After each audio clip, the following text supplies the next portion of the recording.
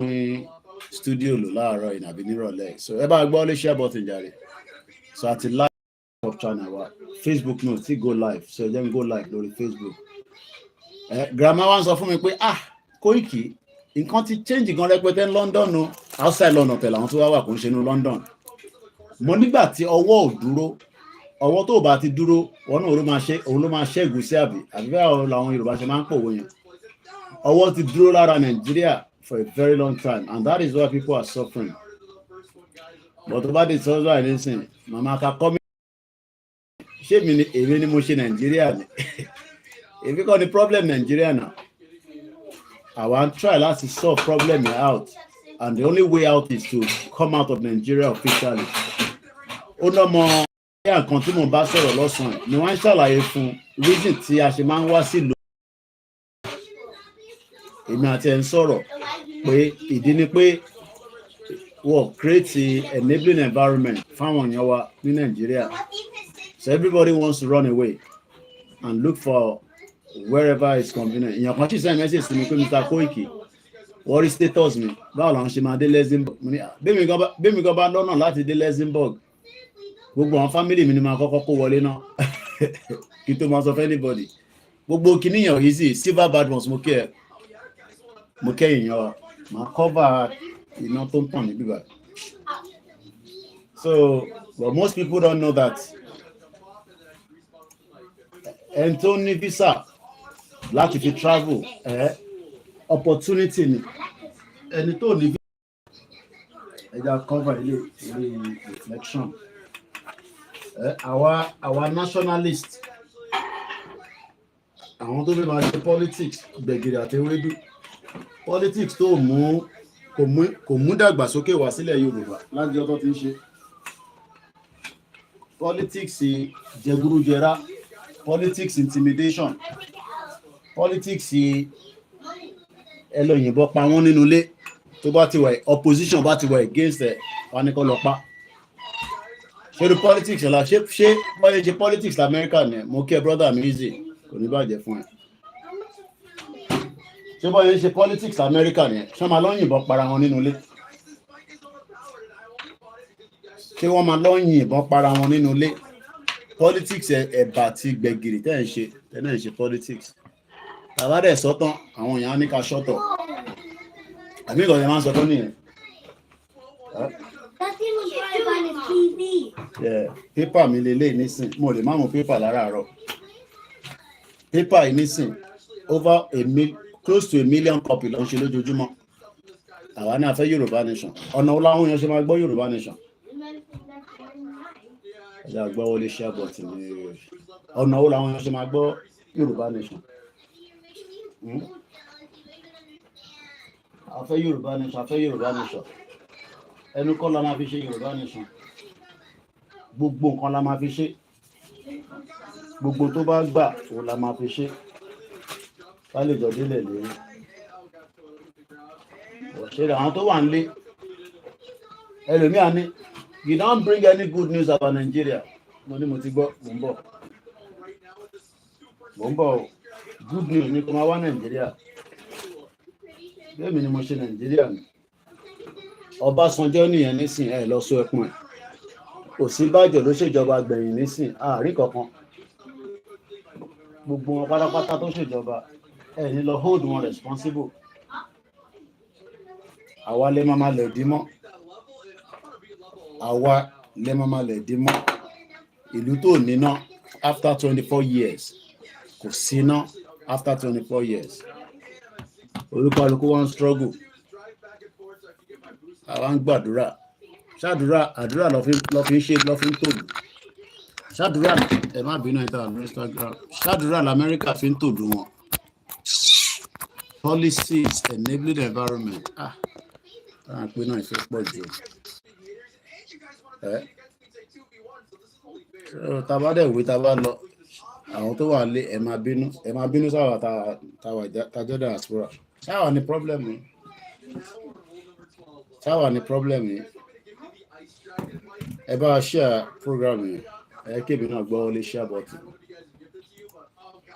akíbàbà kí tó ìdàdà ẹ̀gbọ́n mi Yẹmí Fátókí mo kí mo rí bẹ̀ ẹ̀kọ́ àdúrótì tó ní ages mo kí gbogbo ẹ̀yin tí gbogbo àjọ gbàgbọ́ pé òmìnira Yorùbá òun ló jẹ wá lógún.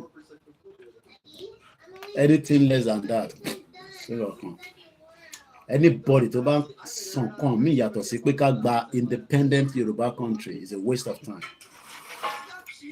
Nàìjíríà ló lè lówó léni nísìn tó wọ́n máa fi di 2 years gbogbo owó yẹn máa evaporate kúrò lọ́wọ́ ẹ̀, either through the bad economic policy, either through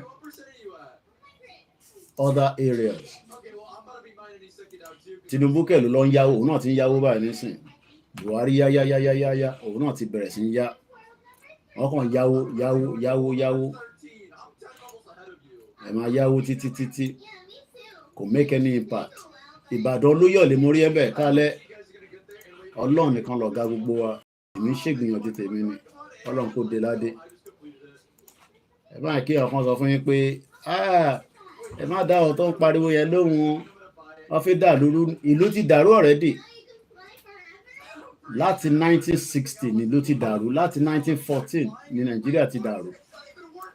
Àwọn òyìnbó tó dàrú àwọn gọ́mọ̀ mú kíyà tó bí mi lọ́mọ. Ẹgbẹ́ wọlé share button ká tújọ bára wa sọ̀rọ̀ ní 2 mẹ́ta ká tó lọ sùn. Àníṣe lásán. Bishop Adesina mórí ẹ̀ ń bẹ̀. Bẹ́ẹ̀ ni yáwó economy. Dáwó sílé Ọlọ́run. Ògbón pátá criminals. Lójú àánú. Ẹ̀yin wà nílé ẹ̀ níṣẹ́ lọ́wọ́, wọ́n ń gbépo lọ sí Malta 500,000 ní gbogbo population wọn. Wàá ṣe eré jàre Idris ó ní kẹ́ gbọ́ wọlé share button. Ẹ lọ pa àwọn èèyàn wọlé pé mo tún dé. Tẹ bá náà ní dé ìgbà la máa dé. Gbogbo wa tẹ bá ti sọ pé Koiki o bó ṣe lọ lánàá yẹn ò ní dé wá tó wá ṣe program mi o. Ìrọ̀lẹ́ pa mo kí àwọn family tèmi náà wọ́n kú rọ̀jú. Tó bá ti yá tá bá ti ní proper studio àmì máa yọ wọ́n lẹ́nu púpọ̀ báyìí, but àjọ ń share studio báyìí ni. Tó bá wá jẹ́ pé background noise ìlú ìsọ̀bẹ̀ ó jẹ́ lọ jókòó ti BBC kó máa lọ gbọ́ Yorùbá Nation lórí ẹ̀.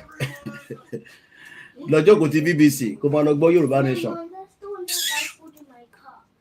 Àwa máa ṣe program a máa ṣàlàyé nǹkan fún yín. Mo kí àwa Comfort Ológunjà mọ́mí yẹn send náírà sí mi, èmi ọ̀dẹ̀ àwọn ọ̀lọ́ send ẹ̀ wàláì mo ti pín owó yẹn ti lọ sọ́nà bí ọ̀yàn 4 nígbà tí máa rí mẹ́sẹ̀jì mo ní grandma èmi ti pín owó mi ọ̀dẹ̀ àpá ìwọ̀n lẹ send owó sí mi bá ṣe ń gbà là ń send ẹ̀ sí yín. Èèyàn mélòó la wá fi máa fún lówó kí lọ́wọ́ camouflage mi eléyìí tí mo wọ̀ yóò dá tó irọ́ ẹ̀ má wọ̀ ìjọ ta bá wọ camouflage yàtọ̀. Every program ló ní reason tá ṣe workshop. Yorùbá la wọlé ní kò ṣe kámọ́ eléyìí gan ní camouflage rí pé bí aṣọ green àwọn sójà ni. Ṣẹ́yìn mọ̀ pé ta bá ti gba country àwa la máa ní sójà tiwa, ọlọ́pàá wa la máa ní. Ìwọ ọmọ Yorùbá tó níṣẹ́ lọ́wọ́ nísìn ó máa kọ́kọ́ níṣẹ́ lọ́wọ́. Ẹlòmíì ò tẹ̀ understand gbogbo kinní yẹn. Ìwọ tó níṣẹ́ lọ́wọ́ tó yẹ pé òun struggle ìjọ ta bá ti gba country wa at least guarantee pé wà níṣẹ́ lọ́wọ́. A máa ní Navy, Yorùbá Navy, Yorùbá Special Force, Yorùbá Police, Yorùbá Custom. Irú eléyìí tí gbogbo àjọ ń pin mọ́ra wa lọ́wọ́ lénìí àní máa ní láti pin mọ́ra wa lọ́wọ́. So ẹ jẹ́ kí n ó láwọn audio kan náà tí ẹ jẹ́ kọ́kọ́ náà ta ti gbogbo platform wa ti wà set up. Ẹ jẹ́ ká gbé àwọn èèyàn wọlé náà lórí irọ́ àní lè ṣe mix laptop mi yẹn charger yẹn máa ṣẹ̀ dé ni charger yẹn ti bàjẹ́. Tí nǹkan bá bàjẹ́ ẹ̀hàn kí mi láìkì ara laptop àti fi ṣiṣẹ́ ṣe rí. Ó bá jẹ́ Nàìjíríà ni ẹ manage àwọn manage nǹkan ó ti gé ní bíbá. So laptop eléyìí òun ni kò jẹ́ ká lè máa lo Koikimedia Odùduwà. Kí ni mo ṣe wá order mi. Ẹ̀yin Nàìjíríà ti bàjẹ́ ẹ fẹ́ ká máa fi wáyà ká máa fi tape so ìdájọ́ tó bá wá tọmọ kékeré bá lọ fọwọ́ bá akọ ṣọ́ọ̀kì akú dànù.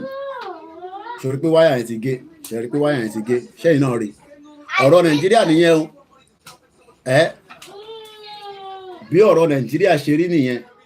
In tó ti bàjẹ́ tó yẹ ká condemn finally ẹni ká má condemn ẹni ká ṣe máa manage ẹ̀, and the question is ta lè manage ẹ̀ fún ta lè manage ẹ̀ fún ta lè manage Nigeria fún. Nigeria has been dizzy man 1 2 3 brother mi dáadáa. Now ẹ wo charger yìí ṣẹ́rí pé ó ti condemn bò ní Nàìjíríà nísìn kò ṣe pé mi náà lè lò ó now tí bá lọ fi eléyìí sí black tape ló ń pè èmi náà ní but àwa máa ń wo health and safety. The practical, bless you. Bless you. The practical, I like lórí platform wa. Stop. Bàbá wa ń sọ fáwọn èèyàn wa pé Nàìjíríà yóò ṣiṣẹ́ ẹ jẹ́ kúrò ní Nàìjíríà àwa nínú Koiki Ọlọ́run sì máa ṣe kí Nàìjíríà ṣiṣẹ́. Ẹ yé parọ́ mọ́ Ọlọ́run mọ́. Ẹ yé parọ́ mọ́ Ọlọ́run gan láìka parọ́ mọ́ òun àti parọ́ mọ́ títí.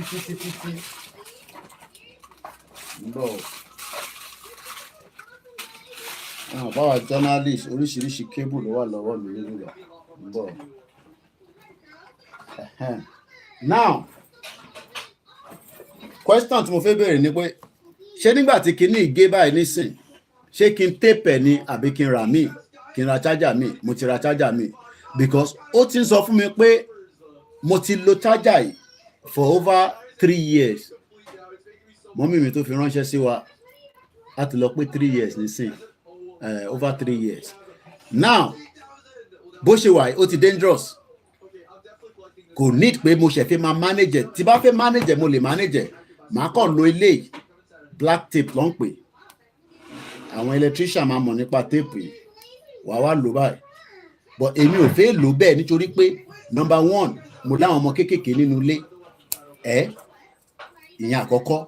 Ẹlẹ́ẹ̀kejì èmi gan gbọ́dọ̀ mo Adamu Lámilẹ́kẹ̀ mo kẹ́ èmi gan gbọ́dọ̀ sá fún safety ara mi kí wá máa tape intention Nàìjíríà nìyẹn for 63 years in tó ti damage tó jẹ́ ká condemn ẹni ká máa manage everybody ló máa gbọ́n gbogbo wa àtẹ̀mí àtẹ̀yìn ṣáà ń sọ pé ká dákẹ́ ká gbẹ́nu dákẹ́ ẹlòmíì á ní come back home ṣé wọ́n sọ fún mi pé mo sá kúrò Nàìjíríà tó wá ń bẹ̀ mí pé kí n come back èmi sọ fún mi pé mo fẹ́ come back home èmi sọ pé mo fẹ́ come back home so now ó ní kan tí brother mi kan send sí mi láti napáṣẹ́ ní bọ̀bọ́ yẹn ó ti bá àwọn politician ṣe rí kó tó di pé òun náà relocate wá sí UK some years back now àti mọ́ra ti pẹ́ mo fẹ́ kájọ gbọ́ àwọn audio kan tó fi ránṣẹ́ sí mi láàárọ̀ ìṣẹ̀ṣe ẹ bàjẹ́ gbogbo nǹkan ẹ bàjẹ́ ẹ fà wá sẹ́yìn èyí tó yẹ ká máa tẹ̀síwájú ẹ kó gbogbo wa ẹ kó wa sẹ́yìn. So while we are doing that first ká kọ́kọ́ tẹ̀ play so Ọlọ́run àkó wà pẹ̀lú wa a ní ṣe lásán àwọn tán ní à ń ṣeré ni ẹ sọ fún wọn pé no problem eré padà là ń ṣe but ní October ṣe ti gbọ́ pé olóyè ń bọ̀ London ṣe ti búùkì tíkẹ́ẹ̀tì yín ṣe ti búùkù jọ yẹn pé ẹ ní lọ síbi iṣẹ́ ẹ rántí pé ẹni tó fa rẹ̀ sílẹ̀ fún wa ni káwa náà fijọ́ yẹn sílẹ̀ fún olóyè ẹ jẹ́ káwa náà ṣe kí ni ká fijọ́ yẹn sílẹ̀ fún bàbá wa ọmọ Adéyẹmọ káwa yẹ sí káwa dúpẹ́ fún dínà ó wà fún 150 people fáwọn tó bá lè gbìyànjú láti wá ẹni tó bá lè gbìyànjú láti wá fún dínà ẹ má wọrí ẹ pàdé wa ní rally níjọ́ Saturday lágbára Elédùmarè so ọ̀nà méjì ni tẹ́ ẹ bá lè wá fún dínà rally yẹn gbogbo yàn lápè àpọ̀mọdé àpàlàgbàlagbà àpè arúgbó everybody lápè pé ẹ darapọ̀ mọ́ wa kọ́lọ̀ kó wà pẹ̀lú wa kó mọ́jọ́rò kó má fi wá sílẹ̀ ní ṣe lásán àwọn tó ní ẹ máa play ṣé bọ́ ṣe máa gba country náà lẹ ṣe ń ṣe yìí ẹ̀yẹ máa wò wọ́n ràn ojú ló ń kán ìbòjì òun ń bọ̀ níbẹ̀ òun ni bàbá wa ọmọ Adéyẹmọ sọ bóyá wa ni ní débẹ̀ ni o bí ẹ̀yin lẹ̀ ní débẹ̀ ni o everybody will know ṣe jẹ́ ká máa mú lẹ́yẹ kọ̀ọ̀kan létòlétò ẹ̀yà ọkọ̀ mú kí gbogbo àwọn tó ti ń pè wá àwọn tí ń búkì tíkẹ́ẹ̀tì And daddy wa kan pè mí láti outside London, àwọn àti ìyàwó wọn lọ́jọ́ ń bọ̀. Ìwọ tó bá fẹ́ rí Ìgbòho especially ẹ tètè lọ book ticket yín, £100 ni kò ń ṣe tó wọ́n. Owó yẹn kéré láti náà fi gba Ìgbòho lálejò, especially fún birthday olóyè Ìgbòho. Ó kọjá bí ó jù bẹ́ẹ̀ lọ. Kódà tá bá ní a fẹ́ charge jù bẹ́ẹ̀ gan lọ, ó jù bẹ́ẹ̀ lọ. Yoruba Nation Rally. Lọ́la olùlọ́jọ́ kẹwàá oṣù kẹwàá sẹ́fẹ̀ gbọ́. Lọ́jọ́ tó ń sọjọ́ ìgbìmọ̀ aládìkún lóye Sunday Adéyẹmọ. Májàsọ́lá Àdìsá aka Ìgbòho Òòṣà. Tàbí gbogbo àwọn ọmọ ẹgbẹ́ ìfẹ́ lọ́dọ̀ àpapọ̀ Yorùbá àti gbogbo ẹgbẹ́ ọmọ Yorùbá lápapọ̀. Lábẹ́ ààrẹ wa, ọmọọba Adédayọ̀ Fáládé àti igbákejì ààrẹ Mọ́kàndé Àbẹ̀bí tí ń ṣe ìrọ́kẹ̀kẹ̀ ìgbáradì níbàámu pẹ̀lú ìfẹ́ àti ẹ̀mí ìforihàn. Àgbékalẹ̀ àyẹ́sí ọjọ́ ìbí Ìgbòho fún tọdún yìí pẹ̀lú àkọlé Dinner with Ìgbòho. Bákan náà làwọn ọmọ gba ọba ògbóni àgbáyé lálejò Tajudeen Ọlárẹ̀wájú Àjàlá láti wá ṣe àyẹ́sí fún olóyè Ìgbòho lọ́jọ́ náà tí ó wáyé nínú gbọ̀ngàn ńlá ní London Kensington 179-199 Holland Park Avenue London W114UL United Kingdom. Bẹ̀rẹ̀ látago 7 ìrọ̀lẹ́ ẹlẹ́lẹ́dago 12 òru. Bákan náà láti kí wa kú ìmúrasílẹ̀ ìwọ́de làmìlaka tẹgbẹ̀lẹ́gbẹ̀ ènìyàn tí ó wáyé nílùú ọba 1 million rally in London lọ́jọ́ 12 oṣù kẹwàá. Ó jẹ́ ọjọ́ kẹtàdínlá pẹ̀lú Ìgbòho. Lẹ́yìn Ọláyọmí Koikimedia àti kan lára rẹ̀ ó máa ṣàkóso rẹ̀ pẹ̀lú ọ̀kan ọ̀jọ̀kan àwọn àlàkalẹ̀ ìrọ̀rùn nípa bá a ṣe máa fi ọkọ̀ àjàgbé láàánì London round bus gbé àwọn àgbààgbà àti àwọn abarapá gbogbo láti BBC in Oxford títí tí ìwọ́de ó fi parí sí Paris Trafalgar Square. Tó bá wá di ọjọ́ kẹtàlá ọjọ́ kẹrin Dinner with Ìgbòho láwọn máa ṣàbẹ̀wò lọ sí ìlú Manchester gan. Fún ẹ̀kúnrẹ́rẹ́ àlàyé síwájú sí tàbí láti dá sí ètò ìfọlọ́dúnrún ẹ lè gbé tàbí kẹ́ WhatsApp Ọláyọmí Kóìkì lórí +447 594 050 979 yàtúbí lórí +447 570 320 030 Tóyìn Ọláoyè lórí +447 896 018 764. Lápapọ̀ ọmọ Yorùbá àgbáyé pátápátá ní àwọn ẹgbẹ́ ìfẹ́lọ́dún àpapọ̀ ọmọ Yorùbá ṣe kí ọmọ aládìgún wípé ẹkú ọdún ẹkú ìyẹ̀dún àti ìsàmọ́dún àsàmọ́dún sẹ́ẹ̀dì ìtàyàtọ̀mọ. Yorùbá World Media ló kéde lórúkọ gbogbo ọmọ Yorùbá pátápátá. Lẹ́ẹ̀kan sí mo kí bàbá wa Professor Adébánjí Akíntóyè. Ẹni tó bá ti gbọ́ nípa rally yẹn bẹ́ẹ̀ ni fire hazard ni bẹ́ẹ̀ ni Dizzy máa sọ pé charger yẹn ó ti di fire hazard. Bẹ́ẹ̀ ni bàbá mi Túndé dáadáa wọ́n ní total break up is the solution. A máa ní ọlọ́pàá tiwa, a máa ní sójà tiwa. Mo túṣẹ̀ rí sójà tó pa àwọn ọmọ kan ní Kaduna ní north, mo mọ̀ bí tó ti pa wọ́n, àwọn ọmọ kéékèèké. Ǹjẹ́ nígbà tẹ́yìn tí ń gbọ́ gbogbo rally ìjà tó ń ṣẹlẹ̀ ní London, gbogbo protest, gbogbo àwọn òyìnbó tó ń bá wa jà tó ní ká máa lọ mo kí Ọlákúnlé, ǹjẹ́ rí ọlọ́pàá kan tó yìnbọn? Kí ló dé táwọn ṣe yìnbọn? Kí ló dé tí wọ́n ṣe yìnbọn? Mr. Bamidele ẹ gbọ́ wọlé share button. Awareness yẹn la máa kọ́kọ́ create. We create awareness and people will understand ìdí tá a ṣe ń sọ. Ẹ̀gbọ́n mi Simon Adébísí ní bí ọmọdé bá ṣubú awo wájú, bí àgbàlagbà bá ṣubú awo ẹ̀yìn wò. A wà lójú kan láti how many years ago. A lọ síwájú a lọ sẹ́yìn. A wá dá dúró. Àbọ̀rọ̀ mi Yẹmí Fátókè ẹ̀gbọ́n mi ó ní Nàìjíríà ó ti fìyà jẹ gbogbo wa. Àtẹ̀ntẹ́ wà ń lé. Ọlọ́run là ń jẹ àwọn táwa nílùú òyìnbó. Mò ń bọ̀ ẹ jẹ́ fún yín ní mò ń bọ̀. Ẹ mọ̀ kémi like practical. Mò ń bọ̀.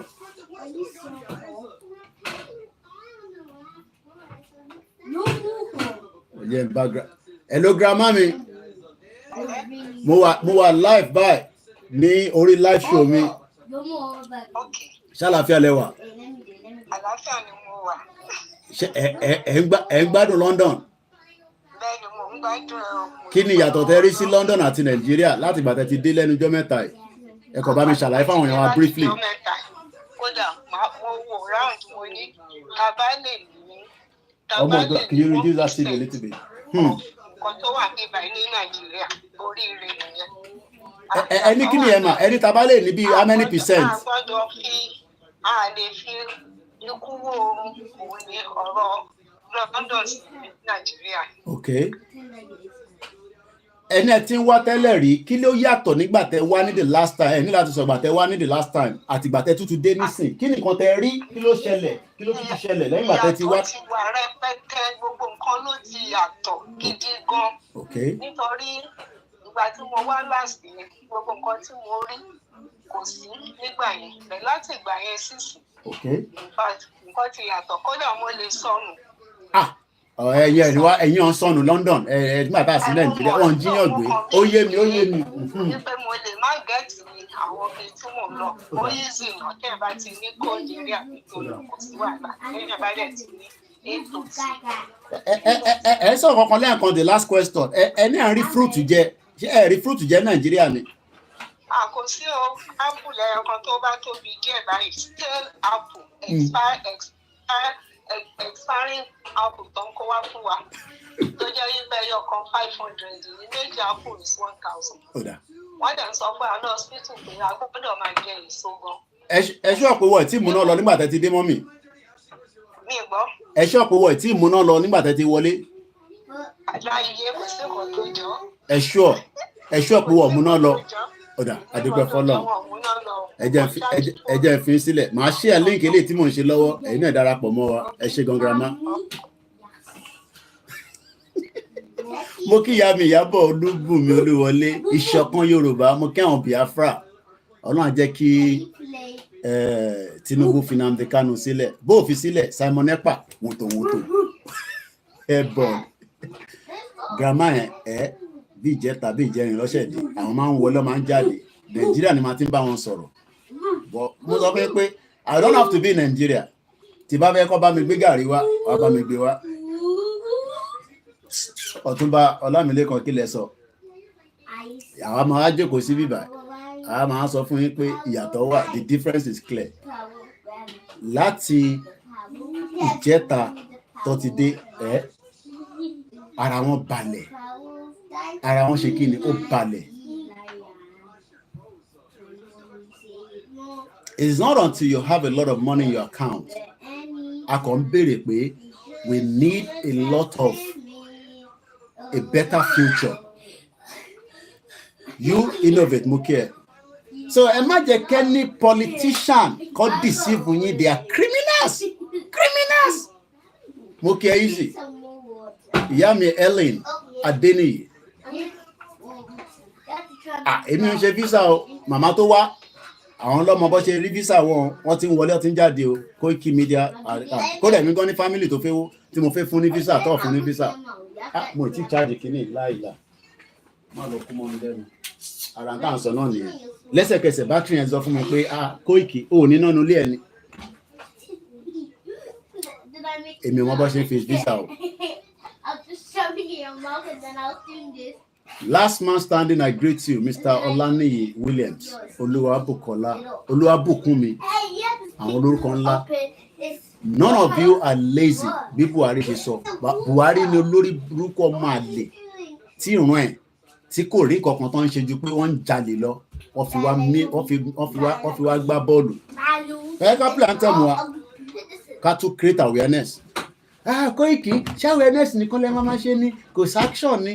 Action náà lè ṣe ń bíbá nígbà tá à ń níbọn ẹ fún mi ní ìbọn tẹ bá kó bọ́n fún wa ọmọ ẹ tó ń ta AK-47 ẹyọ kan o rò pé n tó kàn máa lọ sí chicken ship tó máa lọ rà ni no bàbá Akíntóyè ní a máa kọ́kọ́ create awareness bàbá mi Kúnlé Ṣítà mo kí ìyá mi Godina House of Beauty. Let them continue to distract you with skit content, with this content. Mo ti bobo yẹn, go yẹn. Some of the ones is done in the past. Great guy, but you don't need to be a skit content before you make money. You can be an investor, real estate, tourism, many opportunity. Ifani mole aye mo ke egbawole share button. So when some of you are saying, ọ̀rọ̀ nìkan lẹ́ ń sọ lójoojúmọ́, ọ̀rọ̀ tá à ń sọ yẹn ó kan àwọn politician lára, ara ń ta wọ́n. They will prefer me to stop talking before the real action start. Action ti ń bẹ̀rẹ̀ díẹ̀díẹ̀. Okay, Tinubu, every part of Lagos State, I'm told Tinubu gave them 500,000. Àdúgbò kọ̀ọ̀kan. Tinubu, criminal gidi ni. Tẹ́ bá ń wá bàbá criminal Tinubu ni. 500,000. Look, ṣó ti gba tiẹ̀ ládùúgbò tiẹ̀. Alhaji Daudu Ọlálẹ́yẹ Egunjọbí Mokin. Tinubu gave 500,000 to each street in Lagos State so that they don't come out for protest. Oh my. Bẹ́ẹ̀ni, bàbá mi Akínjídé Ṣọlá sọ pé lára ìjà lẹ́yìn wà, in tí mò ń ṣe lọ́wọ́lọ́wọ́ yìí is part of the action.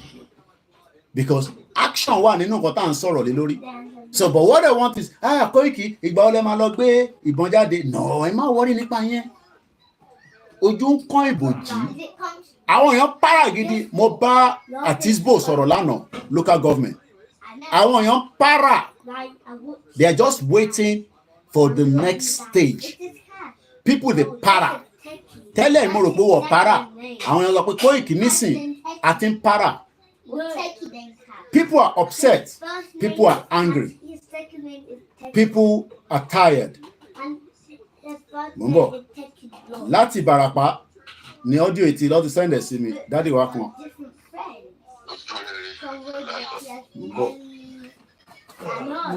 Mo kí ìyàwó mi. Okú àdúrótì. Kò easy. Tọkọ ẹ bá ń ṣerú nǹkan báyìí. Wàá mọ̀ pé iṣẹ́ kékeré kọ́ ló ń ṣe. Ó máa wà pẹ̀lú ọkọ̀ akitiyan Yorùbá nation. Báwo ni mo nǹkan? Èmi ni Sunday Adéyẹjú Sàlàkọ́ láti Ìbàràpá Central Local Government. Ìlú Ìbàdàn láti bí mi. Tí wọ́n ti mú àwọn mẹ́ta nínú àwọn tí wọ́n kó táwọn ìjọba amúnisìn kó. Ìjọba amúnisìn. Ìjọba tó ní respect for anybody. Wọ́n ní bọ́lá báṣẹ́ dé. Bàbá náà wọ́n gbọ́n kankan mọ́. Ṣẹ̀rẹ̀ nǹkan táwọn sọ fáwọn yẹn wa. Online ní kọ́kọ́ la máa jókòó sí. I need the offline. Láṣẹ Èdùmàrè. Èmi náà wá reply wọn gbọ́. Hello doctor, Ṣàlàkọ́ ẹ̀rọ sàkọ́ lẹ́sà Koiki ló sọ̀rọ̀. Ọlọ́run ṣì ń tò lọ́wọ́lọ́wọ́. So ó ṣì ń tò. Gbogbo tó dẹ̀ mọ́ Nàìjíríà làwọn náà mọ́nítọ̀ náà fọ́lọ̀. Ọlọ́run wá pẹ̀lú àkòrí fúwálẹ̀. Ṣé gan-an báńkì wà wọ́n tó wà ní Ìbàràpá pẹ̀lú yín bẹ́ẹ̀ o. These are the offline work I do. Every day, bá ṣe ń dì pẹ̀lú àwọn èèyàn yẹn. Ó yá, àwọn náà reply padà. Mo dúpẹ́. Thank you so much. Okay. My update me. Okay. First update me náà ni màá update àwọn tó kù náà. Màá máa send sí ibi tó yẹ. Okay. Especially àwọn group wa ní state. Okay. So the 33 local government in that group. Okay. In progressive airport. Okay. So how do we get the message to the people? So these are part of what I am dealing with on a daily basis, back to back. I'm joking. Auntie mi náà ní sìn. Bàbá wọn ṣiṣẹ́ fún Nigeria. She's in Nigeria right now. Over 30 years plus. Ṣorí wọ́n tó wà Nigeria tó ti ṣiṣẹ́ rárá. Oh no, ṣiṣẹ́ now after your NYSC. Bàbá wọn ṣiṣẹ́ fún over 30 years. Wọ́n sanwó fún wọn. The father died without getting paid. The gratitude. I pity a lot of Nigerians that you have not even started working in Nigeria and you are still trying to defend Nigeria. Those that work for Nigeria did not get their gratitude. Again, share link the program in full grammar. So when some of you come here and you want to defend Nigeria, I keep asking, don't defend nonsense. Simon Ekpa ni òun ti defend Nigeria. I have defended Nigeria. Every one of us have defended Nigeria before. So you now realize that it is not worth defending. Fake country.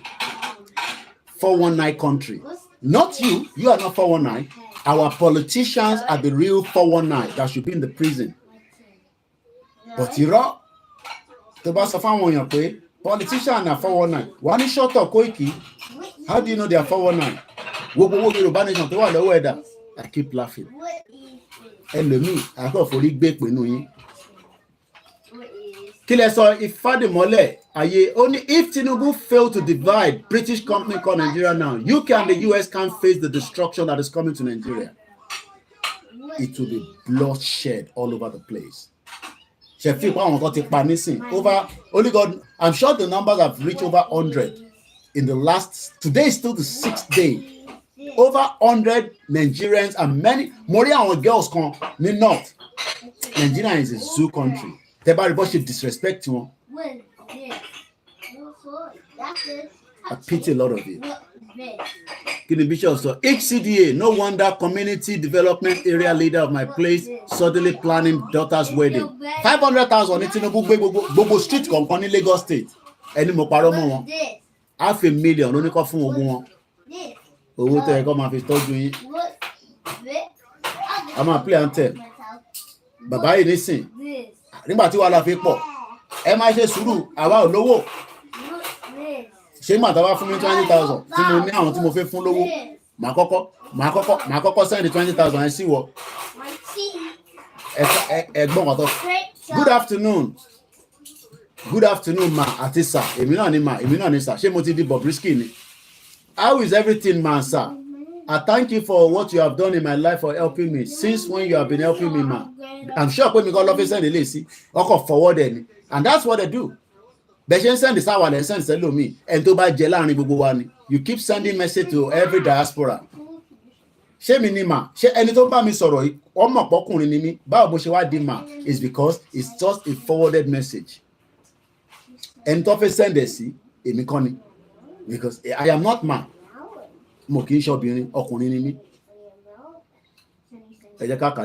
Thank you, ma. And now I need your help, ma. And sir, it's very important. Only the child of God can make it possible, and I need your help. Very important. It is about my children, sir. I have 3 children, and all of them we have been promoting to their new classes. One of them just wants to enter secondary school, which will cost me a lot of money. I don't know any people except from the children of God like you, ma and sir. Please, sir and ma, I want you to help me, and I want you to help me. Any avoidable amount you can render me to secondary school this September, Miss 16. I really need your help, ma, sir. Thank you for your understanding, and the Lord will continue to bless you. I pray for you. I pray for you. Sickness will never hinder you, ma, sir. Please, sir, ma. When you receive my message, please to reply me from Pastor Mufuruko Gomolashiri.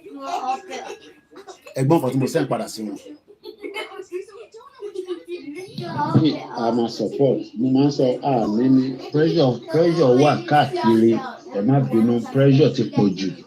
So ntí ọba dẹ nìyẹn gbọ́dọ̀ máa dá ìbá pọ̀ wọn ní. So òun àwa náà ká support. Àmọ́ àwọn tí ó wà níwájú wa tó wà lẹ́yìn wa. So the pressure of little fáwọn tí ó dẹ̀ wà níwájú. Ẹ má bínú. So jẹ́ kí ẹ̀yin tẹ́ wà Nàìjíríà máa sunkún pa àwọn ọmọ ife wọ secondary school wọ secondary school. Public school we're talking about now. Public school. Many of you now, your children are preparing to get to secondary school in September. Monsoni Jetta, with over 400,000 naira before you can get to GSS1. And to pay what GSS1, you need nothing less than 400,000. Then Tinubu then come up with 500,000. how do you think we can continue in that direction? Muki Babami Aminu Tajuddin. One Nigeria is a false marriage put together by the wicked criminal colonial masters, where human life means nothing. So this is the reason why we must continue the education. These are what I'm dealing with on a daily basis. Only share button one in the YouTube. What I'm going to do, I'll share the link into the comment section. Only there in it. Sorry, Facebook, me no matter share but I'll share it now. We love you, but our heart bleed on a daily basis. Every example to motivate. I did a program as if it's settled down. It might be no anthem here to play. This multiple grammar touch this in London. Nigeria le ma tí wọ́n ti máa ń sọ̀rọ̀ wọ́n ṣe dé ní jẹta ni mo ti fún ní pastor tó sọ pé ọmọ wọn fẹ́ wọ school wọ lówó kí ló tún kù mo sọ nípa sister mi mo ti pa àwọn náà wọ gbé ni bàbá wọn ṣiṣẹ́ for 30 years. He died in the hospital without getting his gratitude. So you where you never work, you still dey talk about one Nigeria. Okay, Thierry, ó wà ńbẹ̀. Ẹ bá wa thumbs up, yẹn ó máa help program wa. Our Grammy at least send síta pé what we are doing here is very good. Ẹ bá wa send the káàkiri. Ẹ jẹ́ ká wá play anthem. Don't be deceived by any analyst. All these analysts where they sit down for TV with their beautiful suits and agbada, and they will tell you, oh, they are working. Moki Yamilen can say Olubumi Yabo. Kò ṣe Google voice there kí o máa play jáde ni. Wọ́n send voice kan sí mi lánàá láti London. Àwọn ìyá tó ti pé 61 wọ́n ti níwèé.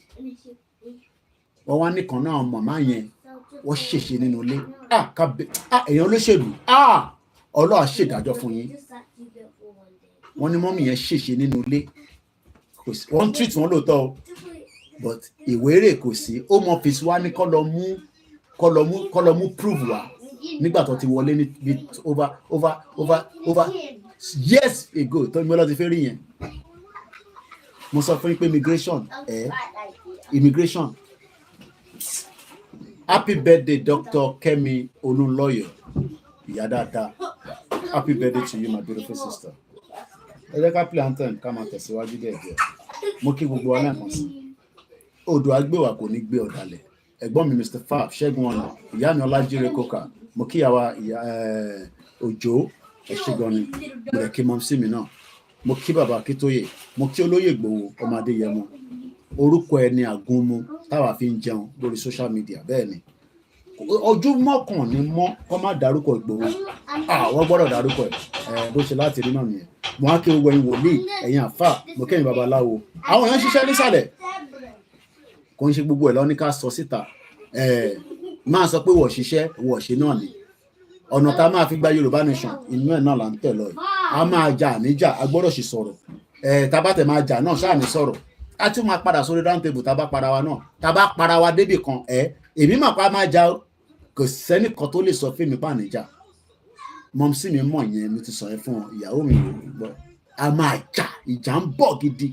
Bọ̀ ká tó jà ẹja kọ́kọ́ create awareness ká prepare mind àwọn èèyàn. Ta ló sọ fún pa níjà? Ìjà gidi ń bọ̀. Ìjà gidi ó lè jẹ́ lọ́la ó lè jẹ́ lọ́túnla ó lè jẹ́ ẹ̀yin ní kẹ́ lọ máa múra sílẹ̀. Ọmọ Bọ́lájí mo kí ẹ. Brother wa kan gbé ní Dubai for years. Òun gbogbo iṣẹ́ tá à ń ṣe ní Dubai aṣọ tá máa ń rà tí a fi ń ṣọ̀rọ̀ ajé ní bíbá òun ló máa ń bá wa process ẹ̀ àfi bí Dubai ò rí ní pépà ẹ̀ ó ti kúrò ó wà ní báyìí nísìn kò rí kankan ṣe ogun máa pààyàn politician ẹ̀ ní kúure gbogbo ẹni tó bá sọ pé kí politician kó ogun máa pa wọn ni wicked people ẹ̀ wá ń fìyà jà àwọn èèyàn wa ẹ̀yin náwó yàlàyàlà ẹ̀ wá ní pé ìjà ò ní wá ìjà máa wá ẹni máa kú ẹni máa yé ni ẹni máa kú ẹni máa yé there will be fight gidi fight ni mo sọ British ò lè sọ fún pé n tí mo sọ pé kí n má sọ ìjà ń bọ̀ gidi lọ́jọ́ iwájú fight FIGHT fight ìjà ń bọ̀ àfi tẹ́ bá pull out kájọ jọ kúrò ní Nàìjíríà ẹ̀yin fẹ́ máa gbádùn kí a máa jà àwọn èèyàn wa káwọn èèyàn má lè rí iṣu jẹ, kọ́ má lè rí ọ̀gẹ̀dẹ̀ jẹ, kọ́ má lè rí fúrúùtù jẹ. Ìjà ń bọ̀ ẹ̀yọ́ mọ́ ní wà ní ẹja iṣẹ́ ẹ lọ́ máa jàmàlà tẹ́wédú dáadáa. Nídìí gbogbo ọmọ Yorùbá tíjà ẹ̀ bá máa dé. Nídìí gbogbo yàn, just need few people tó lè front, including myself. I will be fronting as well. Mo sọ fún yín, bag kan péré ni mo need. Just one bag, I will be on the flight. Mo dá fún yín. Èyí fẹ́ máa gbádùn, káwa máa jìyà, ká máa wá visa America, visa Europe, Libya, ká máa wá visa Africa. South Africa bẹ́ẹ̀ wọ́n ní fún wa ní visa. Ìyẹn kan gbogbo ẹ̀ ló máa shut down. Ẹni tó bá sọ pé àníjà gba Yorùbá nation. Bàbá Akíntóyè ní láti sọ yẹn fẹ́yìn. Bàbá ìtì náà èmi mo lè sọ yẹn. Kí ni bàbá ṣe máa sọ nípa máa jà? Non-violent ni o, non-violent. One bastard. Fi àjà. Mo kí gbogbo èèyàn bá wa. Ẹ̀kọ́ àdúró ti wà.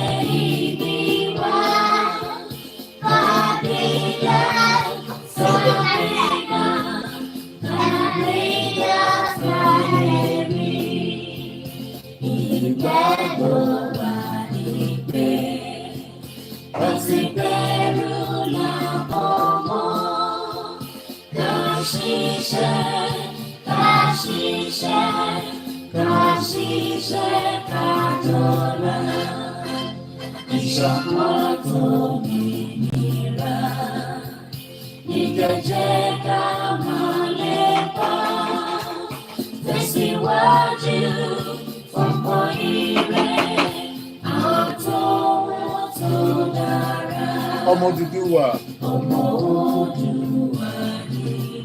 Bọ́ sí ipò. Ìwọ ni ìmọ́lẹ̀ ògo adúláwọ̀. Ògo adúláwọ̀. Àwa ni ìmọ́lẹ̀ ògo adúláwọ̀. Mo kí gbogbo wa pé ẹ káàbọ̀ sórí ìkànnì wa. I have just about 2 hours and I've done 48 minutes and I don't want to waste our time. Have I wasted your time? Many people ask, why must we continue the awareness?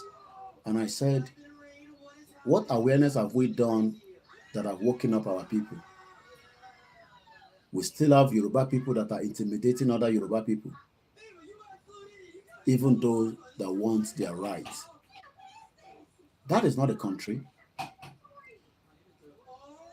And every day we come out and create this awareness. We are creating it because of the future. Today's paper, right? This paper is printed on a daily basis in UK Monday to Friday. 980,000 copies, all the way down to up north in Scotland. And you wonder, what is the reason why they are creating this paper every day? Kí ló dé tó ṣe ń create? Kí ló dé tó ṣe ń print paper? Who knows? Kí ni purpose? Do you know? Put it in the comment section. Why do you think that this paper is printed out Monday to Friday and is given to me and millions of people in UK for free? Moke Okoya Folayan, Moke Intemi lórí MixLR. Ogunmola Abiodun, no retreat, no surrender. Thank you so much. 7 people are listening. Let me share the link to the MixLR. Tó bá jẹ́ pé ó cheaper fún yín láti máa gbọ́ mi látòrí ẹ̀. Moke Allen Kondi ní gbogbo China. Moke Inte wà ní Hong Kong. Brother mi kan wà ní Hong Kong. Moke Inte Malaysia. Moke gbogbo alẹ́ nǹkan sí pé ní ṣe lásán. Ta ló mọ ìdí tí wọ́n ṣe ń fún wa ní pépà yìí lọ́fẹ̀ẹ́? Pé Koiki ló máa ka pépà yìí o. Olakunle need to get information and to get people up to date. Okay. Bàbá mi Yusuf Adesh Kamorode wọ́n ní passing information. Wọ́n ṣe sọ pé information yẹn ti wà enough pé kọ́ máa fún wa mọ́. Pé we've had enough information. Can you be ever tired? Okay, let me put it this way. Ǹjẹ́ information ó lè, okay, Ṣẹ́gun ọ̀nà ní indoctrination. Ǹjẹ́ a lè ever sọ pé information is more than enough? Lóòótọ́ tẹ́ bá wá sórí show ní bíbá international platform, ṣé the same thing lẹ máa ń gbọ́ ní gbogbo ìgbà àbí ẹ máa ń gbọ́ nínú ẹ̀ or ẹ máa ń gbọ́ nǹkan míì tẹ́ ẹ gbọ́ rí? Because I'm going to give you another one today. Ṣé má máa sọ pé awareness yẹn ti tó jẹ́ ká bẹ̀rẹ̀ ká lọ gbébọn jáde. Adamola Milekan need to communicate to the citizen. Why do we need to communicate to the citizen? Mo ṣe sọ pé citizens ẹ ti ní enough information. I don't have to communicate with you. Mo kí brother mi, bàbá mi, ẹ̀gbọ́n mi, gbogbo yín pátá tẹ́ jù mí lọ.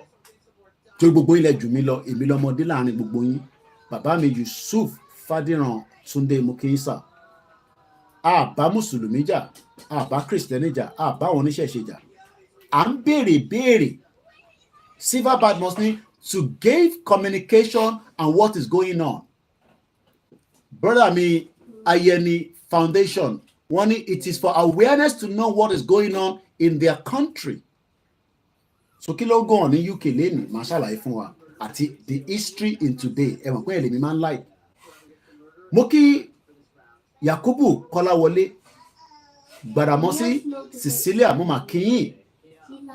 Mo kí gbogbo ẹ̀yin tẹ́ ń gbọ́ mi nílùú Èkó. Mo kí Prince Gbénga Àjàyí.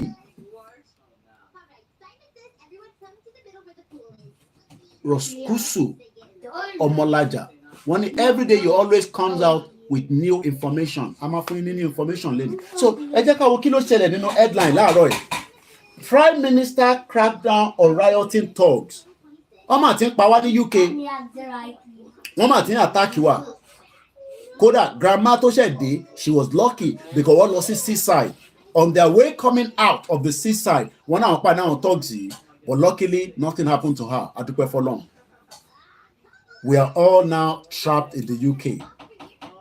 Àwọn òyìnbó máa ń sọ fún wa pé ká padà lọ sílùú wa. Wọ́n ní ìta ṣe tó pẹ̀lú àwọn, wọ́n náà wà là ń gbaṣẹ́ wọn. Mo ní how? Lọ́nà wo? Bishop Adesina ní for communication and update.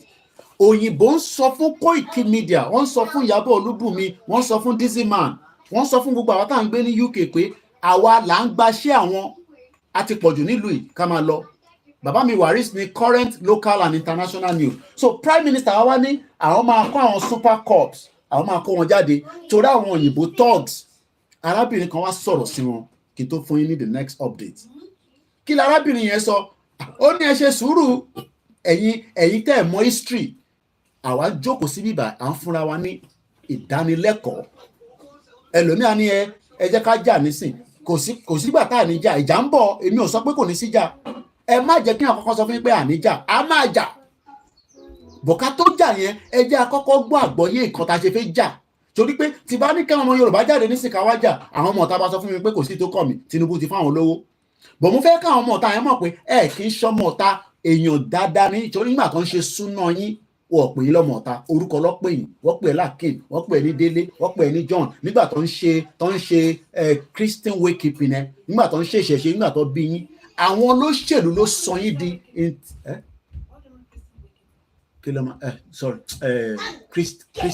Christian àbí Christian wakekeeping tí wọ́n bá kú nìyẹn má bínú ẹ̀. So kí ló dé tí ẹ wá ń pè wọ́n lọ́mọ ọ̀tá nísìn?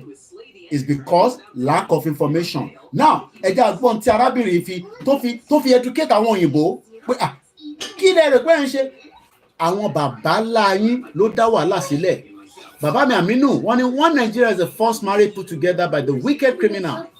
Ọkọ ya lè bá wa gbọ́ wọlé share button.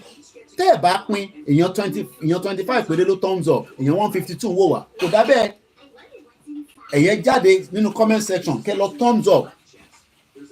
Because à ń educate ara wa láti prepare ara wa for the worst case scenario èèyàn máa kú àwọn tó kù máa gbádùn ẹ̀. Bẹ́ẹ̀ni hypocrite British people ẹja gbọ́n tó sọ àwọn ọmọ Caribbean àwọn èèyàn tẹ ìyàtọ̀ fi àwọn bàbá ńlá wọn jẹ kò tó tọ̀wọ́ tiwa o but àwọn ní àwọn blood tó yẹ pé blood tí wọ́n máa overrun blood tàwọn Caribbean ẹ̀gbọ́n tó sọ tell you dirty, dingy, dusty. Nisuru. Oh yeah, Let me tell you dirty, dingy, dusty, racist prick something, yeah? You want to start racist riots around the UK, but you don't know your fucking history. Well, I'm here to give you a history lesson. The reason why immigrants came to this dusty, dingy fucking country is because half of your men were wiped out by World War fucking II. They didn't do it because they wanted equality. They didn't do it because they wanted diversity. They wanted black people to come over to this country and rebuild it again.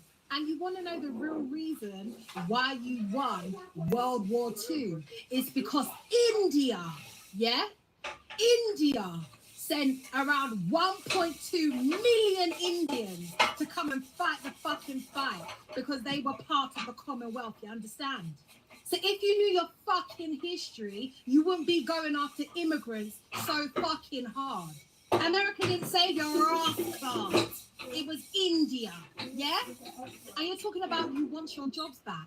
What fucking jobs are you talking about?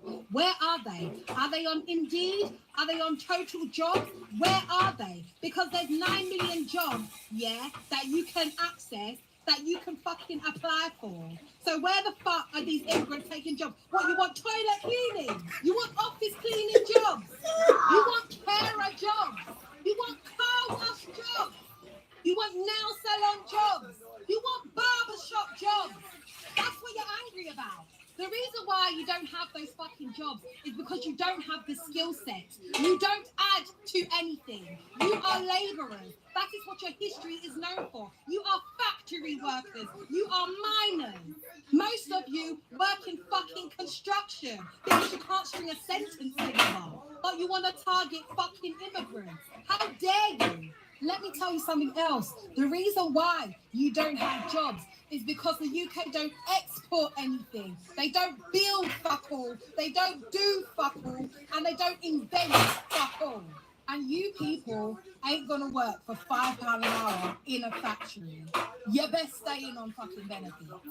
So instead of being angry at the immigrants trying to make an honest fucking living, I suggest you look towards the Houses of Parliament, because those are the people who put you in poverty. And you can throw all the racist parties you want.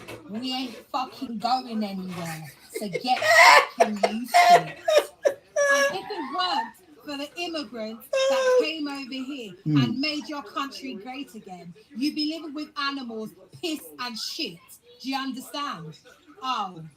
And the homeless and the toothless can't tell me shit about this country. This is my country now. Do something. And I'm not talking about all white people. I'm talking about racist white people. And if you feel offended by this video, then it's you and me at part 4. Sherry, we love you so much. And we are not going to give up on you. I understand. Pressure ni be pressure long. Irọ́ ni be irọ́ long. What it could do. So at the end of the day, tèmi bá ń sọ̀rọ̀ nísìn, fẹ́ gbọ́n tèmi sọ true bàbá, because èmi ń sọ̀rọ̀ látara tí bàbá gbélé wa lọ́wọ́ lélẹ̀. Bàbá ní the good news. The good news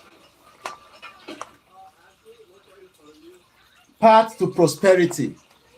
But fẹ́ gba manifesto PDP, fẹ́ gba manifesto APC. A manifesto that is going nowhere, that will support you and your loved ones. Mo kí gbogbo àwọn quiet and silent listeners. Bàbá mi fagbe mi, mo kí yín mà. Ẹlòmíì tó bá ti rí kí ló ń ṣe, kí ló pé bọ̀bọ̀ yóò níṣẹ́ ní kí ló ń ṣe bọ̀bọ̀ yìí. It's because mọ history kan lélẹ́yìn educate àwọn òyìnbó pé ẹ̀yin bombo cla. Mo sọ fún yín pé ìjà ń bọ̀ nílùú yìí. Ó ń súnmọ́ bọ̀ kẹ̀rẹ̀kẹ̀rẹ̀. Àwọn ṣẹ́ráwá àwa lọ́lẹ̀dẹ̀ mọ́. Irú àwa tá àtètè gbàwé.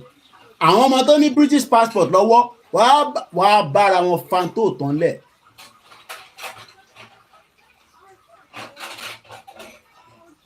let me say this to us. Our history that was removed was a disaster.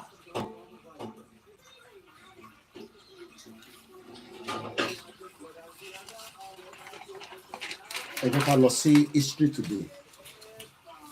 Today in history, 1889 ni wọ́n ṣí hòtẹ́ẹ̀lì kan, èmi ti ṣiṣẹ́ lòtẹ́ẹ̀lì yẹn rí, kò jìnnà sí Trafalgar Square, wọ́n pè ní Savoy Hotel, 5-star, beautiful hotel. 1889 iléeṣẹ́ tí wọ́n dálẹ̀ nílẹ̀ Yorùbá ní 1800 níbo ló wà lénìí? Ǹjẹ́ ó ṣì yẹn exist? Àbẹ́mọ̀ pàwọn náà company tó dálẹ̀ ní that era. Báwọn náà ṣe dálé iṣẹ́ sílẹ̀ nígbà yẹn, kò ṣe pé ó boom nígbà yẹn, àwa náà dálé iṣẹ́ sílẹ̀. Where is all the businesses that the Yoruba created in the 1800? Okay, dálé iṣẹ́ sílẹ̀. Okay, ẹ jẹ́ ká lọ sí níbo ni ìwé ìròyìn tá a dá sílẹ̀ ní 1850 wà? Ẹ ṣe gan ni sà. Ṣé obìnrin ní àbí? Fágbèmí, picture yẹn fẹ́ jẹ́ obìnrin, ó dẹ̀ lè jẹ́ ọkùnrin ló wà behind it.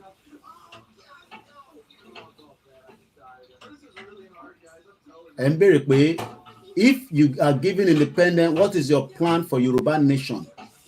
Tẹ́ bá lọ sórí Koikimedia, ẹ lọ print, and I want you to do so because I won't have the time to explain that to you. Ẹ lọ print document Mr. Ẹ̀yìnkọ́ ni mo bá sọ̀rọ̀, ẹni tí mo wà lórí Instagram ni mo ń béèrè lọ́wọ́ wọn pé ṣọ́bìnrin ni wọ́n Mr. Fagbemi, mo ṣe fẹ́ answer yín ni. Tẹ́ bá lọ sórí koikimedia.com, you will find all this information that you are looking for. Let's move forward. 1889. Okay, ẹ ṣé gan ni sir. Ni wọ́n ṣí Savoy Hotel. Bó ṣe mọ̀ pé ní 1850 làwa náà dá ìwé ìròyìn sílẹ̀. Níbo ló wà lénìí? 18 New York Times newspaper was founded in 1851, 172 years ago. No. What is our problem? A fẹ́ deliver Nigeria tí kò ní history. Where is the history of Nigeria? Adesasoyobo Mokinsa. Níbo ni history Nigeria wà? Because I'm a Yoruba history, Hausa history, Igbo history, àwọn ẹ̀yà tó kù history, gbogbo nǹkan ló ní history. Savoy Hotel tó ń bẹ ní London, wọ́n ní history ẹ̀ bẹ̀rẹ̀ ní 1889. Níbo ni history Nigeria ti bẹ̀rẹ̀ àti pé kí ló ń bẹ ní for Nigeria?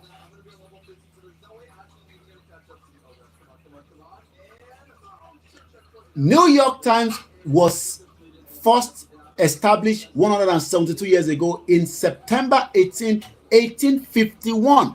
Níbo ni New York Times wà lẹ́ni? Kí ló dé tí ìwé ìròyìn náà máa exist kó máa bá wa print 980,000 free copies of paper fún gbogbo ọmọ Yorùbá láti máa ṣàlàyé nǹkan fún wa? Nigeria took that away from us. Ìyẹn la ṣe ń sọ pé Nigeria gba identity kúrò lọ́wọ́ wa, wọ́n gbé rọ́lé wa lọ́wọ́. We didn't know that. So defending Nigeria is like you are defending something that is not worth defending. Hold on to that. 1881 kò sí Nigeria as well. Ní era yẹn, àwọn kan náà wà nílẹ̀ Yorùbá tó ń ṣe dáadáa tí wọ́n ti lọ báyìí nísìn. Within the next 100 years, maximum 200 years, gbogbo àwọn àtàjọ́ wọn program yìí will be dead. Maximum 200 years from now. Ìtàn lọ́mọ máa fi rántí gbogbo wa pé àwa sáyé rí. Wọ́n máa rántí wa pé àwa sáyé rí ni. Kọ́lọ̀ ń jẹ́ kí ààrẹ ayé gbé. For now, ráyé gbé nínú Nàìjíríà, dèdè ráyé gbé because wọ́n ti gba àṣírí tó ń jẹ́ ìran ọmọ Yorùbá wọ́n gbà ṣírí yẹn kúrò lọ́wọ́ wa, wọ́n gbé ẹbúlé wa lọ́wọ́ pé ká lọ máa manage, and that is why we are where we are today. 1881, Alexander Fleming, a Scottish who discovered penicillin, was born. Àwa náà ní kan tó máa jẹ́ pé bí ọ̀nà penicillin, but àwa máa lò bí ìgbà tá à ń ju gbẹ́rẹ́ sára. Because kí ló ń pè ní penicillin? Kò hardly lẹ́ni tó bá sín gbẹ́rẹ́ sí ẹ lára rí, ó máa mú ẹ̀kọ́ tó máa fi kí ló máa ń fi sí yẹn, ẹ̀kọ́ mama ọmọ ẹ̀kọ́ àti tàbá ń gẹ àwọn bí kí n dúdú báyìí tó máa pò kò sẹ́ni tó mú rí. Má parọ́ pé Christian gbé àgúnmu, kò sẹ́ni tó máa sọ pé nígbà ẹ wá parọ́ pé torí ẹ̀ ń ṣe Christian sí wọ̀ wẹ̀yìn lágbo nígbà tẹ́ wà ń kékeré, ẹlòmíì ni ẹ kó ti kú dànù, ẹ wá sọ pé torí ẹ gbé ẹ̀sìn dání nísìn, àgbo tó fi wẹ̀yìn tó jẹ́ pé àgbo yẹn ló gba àìsàn kúrò lára yín, wọ́n wá fẹ́ fi àgbo wẹ̀ àwọn ọmọ yín nísìn, ẹ wá ní no, ẹ má wẹ̀ wọ́n lágbo, ẹ já fi omi ti Jésù ká fi wẹ̀ wọ́n, kò sí nǹkan tó wrong níbẹ̀. But most of us wọ́n ti ṣe bọ fún wa ká má bàa kú ní kékeré, ó yẹ kẹ́lòmíì ti kú dànù. Wọ́n dẹ̀ sọ pé ẹbọ kéékèèké òun ló ṣe kíni náà àti wá gbẹ̀sìn, ẹlòmíì ò fẹ́ gbọ́rọ̀ ẹbọ mọ́, àbí bẹ́ẹ̀ kọ́. But ní kékeré wa gbogbo wa ní àwọn grandparents wa nígbà tó ń tọ́ wa bọ̀, because ẹlòmíì tó bá bí òtútù a máa mú ìyá yẹn, ẹlòmíì ọmọ yẹn ló máa ìkọ́kọ́ máa ṣe, wọ́n wá ní nǹkan tó ń ṣe yẹn, àmọ́ àìsàn tó ń ṣe. Òyìnbó tó create penicillin yẹn tó bí ní 1881, wọ́n bí àwọn bàbá kan náà nígbà yẹn náà nílẹ̀ Yorùbá. Mo kí Mr. Perry. Wọ́n bí àwọn bàbá kan náà ní 1881 tó discover oríṣiríṣi. Ìjà rántí wọn mọ́ lẹ́nìí. Ìjà rántí àwọn bàbá tó bí ní 1881 tó wá sọ fún mi nísìn pé Koiki o, wọ́n mọ̀ pé UK ni wọ́n wà, má wọ́rí nípa àwọn bàbá tiẹ̀. Wọ́n fẹ́ jẹ́ kémi gbàgbé àwọn bàbá ńlá tèmi, kí wá máa rántí pé wọ́n bí Alexander Fleming. Ṣé Alexander Fleming nìkan ló bí ní 1881? Ẹ mọ iye èèyàn tó bí ní 1881.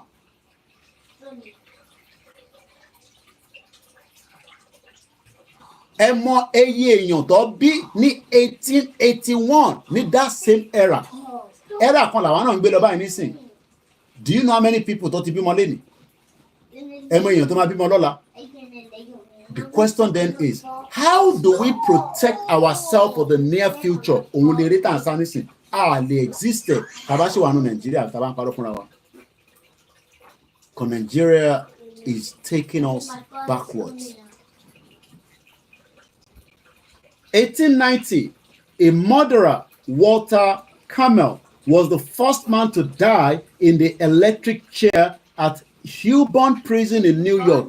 Kò ń ṣe ni wọ́n ti ń pa ẹlẹ́wọ̀n. Ní 1890 ni wọ́n kọ́kọ́ máa fi electric chair pààyàn. 1931, Nigeria ti wà created.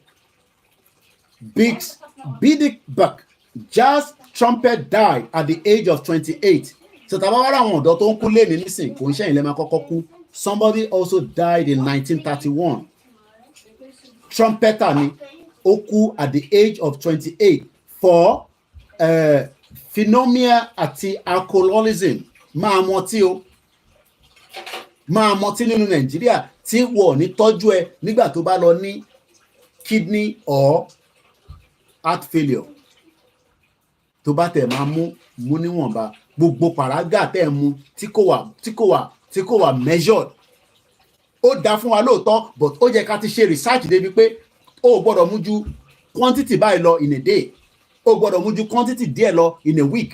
Àkọ̀wá à ń mú nímú ìmú àwọn olówó wa ń create àwọn energy drink. Olúkálùkù àwọn energy drink yẹn.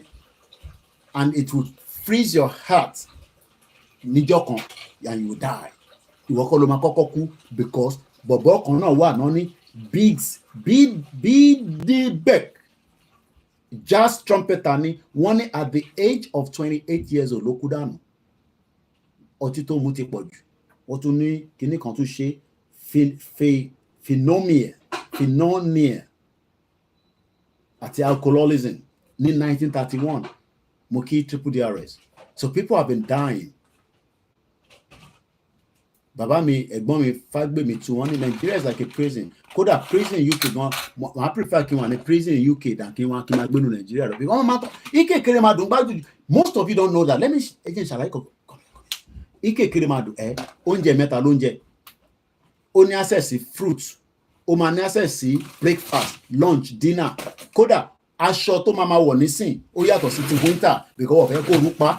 That means that Ike Keremadu, the former Senate president, is enjoying that millions of Nigerians at home today, even though he's in the prison in UK. Ibẹ̀rẹ̀ ló máa wà lágbára Ọlọ́run tí Nàìjíríà máa tètè pín. That is one of my prayer. Tó bá máa fi jáde Biafra là ní kó send ẹ̀ lọ káwọn government wọn dẹ̀ máa lọ deal pẹ̀lú ẹ̀. Nigeria, UK prison that Ike Keremadu is living right now is far better than millions of you that are living in Nigeria. Let me go back one step to the New York Times. As at May this year, they have 10 million subscribers. Kí ló dé tí ìwé ìròyìn ilẹ̀ Yorùbá náà coexist ká máa ní 10 million subscribers? Is because the English destroy ìwé ìròyìn and now told us that power by Tika New York Times and they accepting tí wọ́n bá ń sọ. When we should be the one fighting to tell the world how things are. Good night. I love you. I'll do. Ẹ jẹ́ ká tẹ̀síwájú because we have just 1 hour less to go. 1932, the first film festival was held in an hotel exclusive in Venice. Ìjà mọ̀ pé ẹ̀ṣẹ̀gan ni kẹ̀kẹ́ cruise. One is a Liverpool disease. Thank you so much. 1932. I'm sure pé tá bá lọ wo àwọn bàbá Ògúndé nǹkan. Àbí? Let's see. Ògúndé films. Mo kí mo sí mi náà, mo kí mo gbọ́ ìyá dáadáa.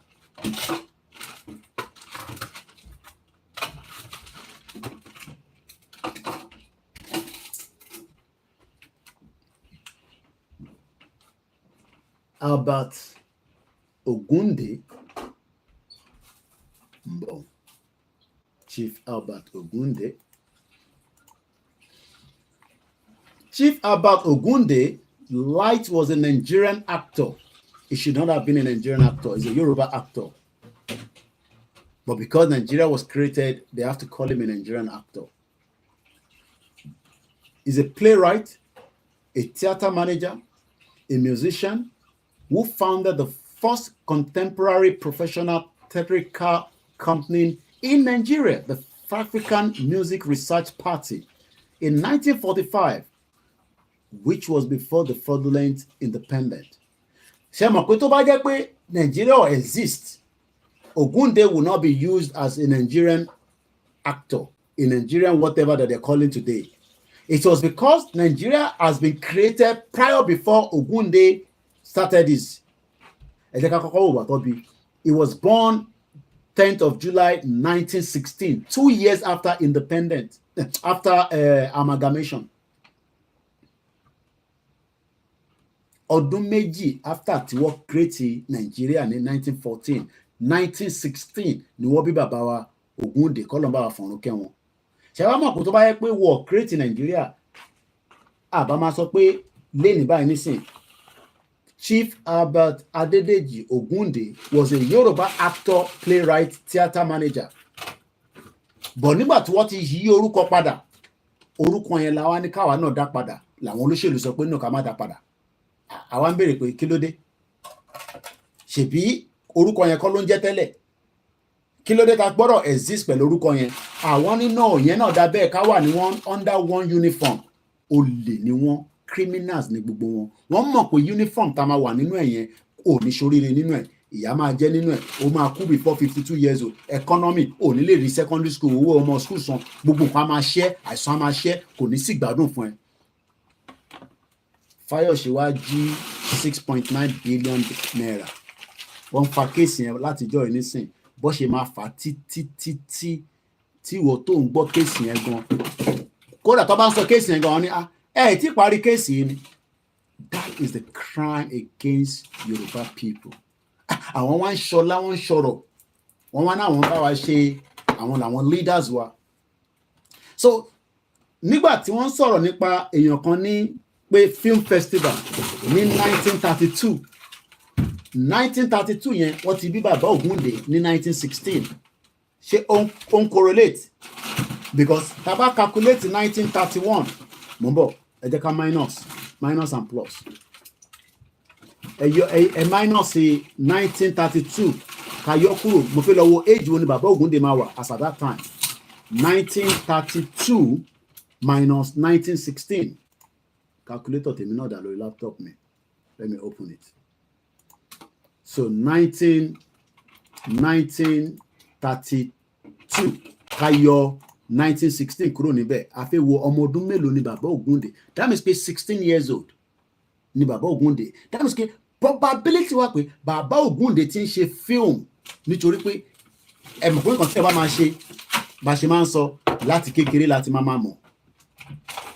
So why is it that they are giving us this information about pé àwa ò ní àwọn èèyàn náà tó ti ṣe gbogbo tó ń ṣe, but nígbà tá ààrẹ tó ń document ẹ̀, èèyàn mélòó ló máa ń sọ̀rọ̀ nípa history nǹkan tó ṣẹlẹ̀ nílẹ̀ Yorùbá on a daily basis?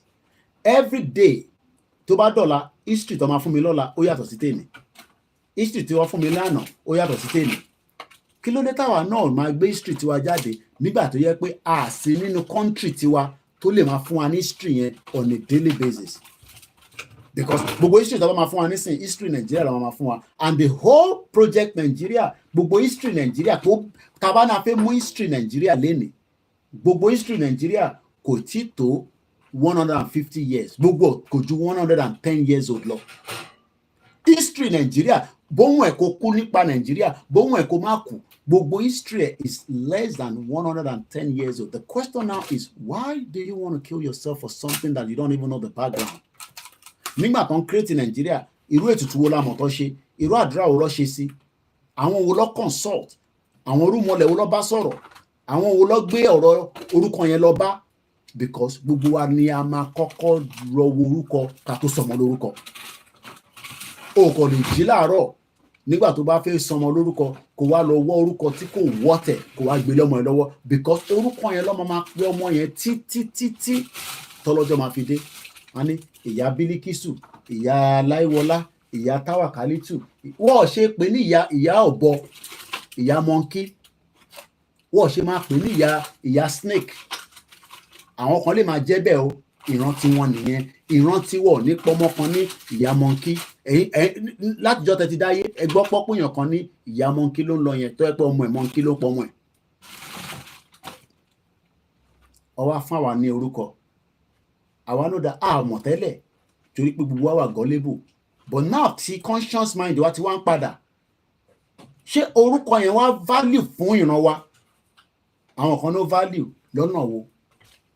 Àwọn kan nítorí àti wà together ká má break away. Mo ní so breaking away yẹn ló ń dùn ẹ̀yin, àbí ká ṣe fẹ́ save identity wa fún ìní àti fún ìran tó ń bọ̀ lọ́jọ́ iwájú, torí pé gbogbo wa máa padà kú náà ni. Àwáyé máa wà kan ò lọ, àwáyé máa lọ kan ò sí. We will all be a dead human being anytime soon. Ó pẹ́ jù 200 years, gbogbo àwọn àtàjọ ń wo program báyìí, we are gone. Generation mi tún máa dé. Ṣé ká wá ṣiṣẹ́ halfway ni fún generation mi àbí ká parí iṣẹ́ yìí? Èwo la fẹ́ ń bẹ̀? So tàbá dẹ̀ mọ̀ pa fẹ́ parí iṣẹ́ yìí, ìjà máa wà nínú ẹ̀. Bọ̀ kíjà tó dé, ẹ jẹ́ àkọ́kọ́ ṣàlàyé ọ̀rọ̀ fáwọn èèyàn. Ó kù bí méjì tí mo fẹ́ fún yín. Kò ń ṣe ní lọ́ ti ń pààyàn. Amẹ́ríkà pààyàn ni wọ́n máa ń pààyàn ni. Ìjọba wọn máa ń pààyàn, kò ń ṣe ní lọ́ ti gbogbo bọ́ǹbù tó ń jù ní Israel ní Amẹ́ríkà ló ń supply ẹ̀. Gbogbo bọ́ǹbù tó ń jù sí Palestine, Amẹ́ríkà ló ń supply ẹ̀. Ẹ̀gbọ́n lé ní nísìn again. In 1945, the first atomic bomb was dropped on Hiroshima, Japan, from a B-29 bomber Enola Gay. Ta ló ti gbọ́ nípa bọ́ǹbù yẹn rí ní Japan? Hiroshima, ò gbọ́ rí? Ìwọ wá ń sọ pé kò máa gbé Yorùbá nation níjà àfẹ́ kíyàn kankan kú. Japan àti Amẹ́ríkà nísìn wọ́n ti dọ̀rẹ́ padà, wọ́n ti parí ìjà wọn. Olúkálùkù kàn ṣe kí ni, Japan náà wọ́n ti increase security wọn. Tó bá bí Amẹ́ríkà dá kó lọ attack Japan, ẹni máa kú, ẹni máa yé ni. Òun lọ̀rọ̀ tó wà ńlẹ̀.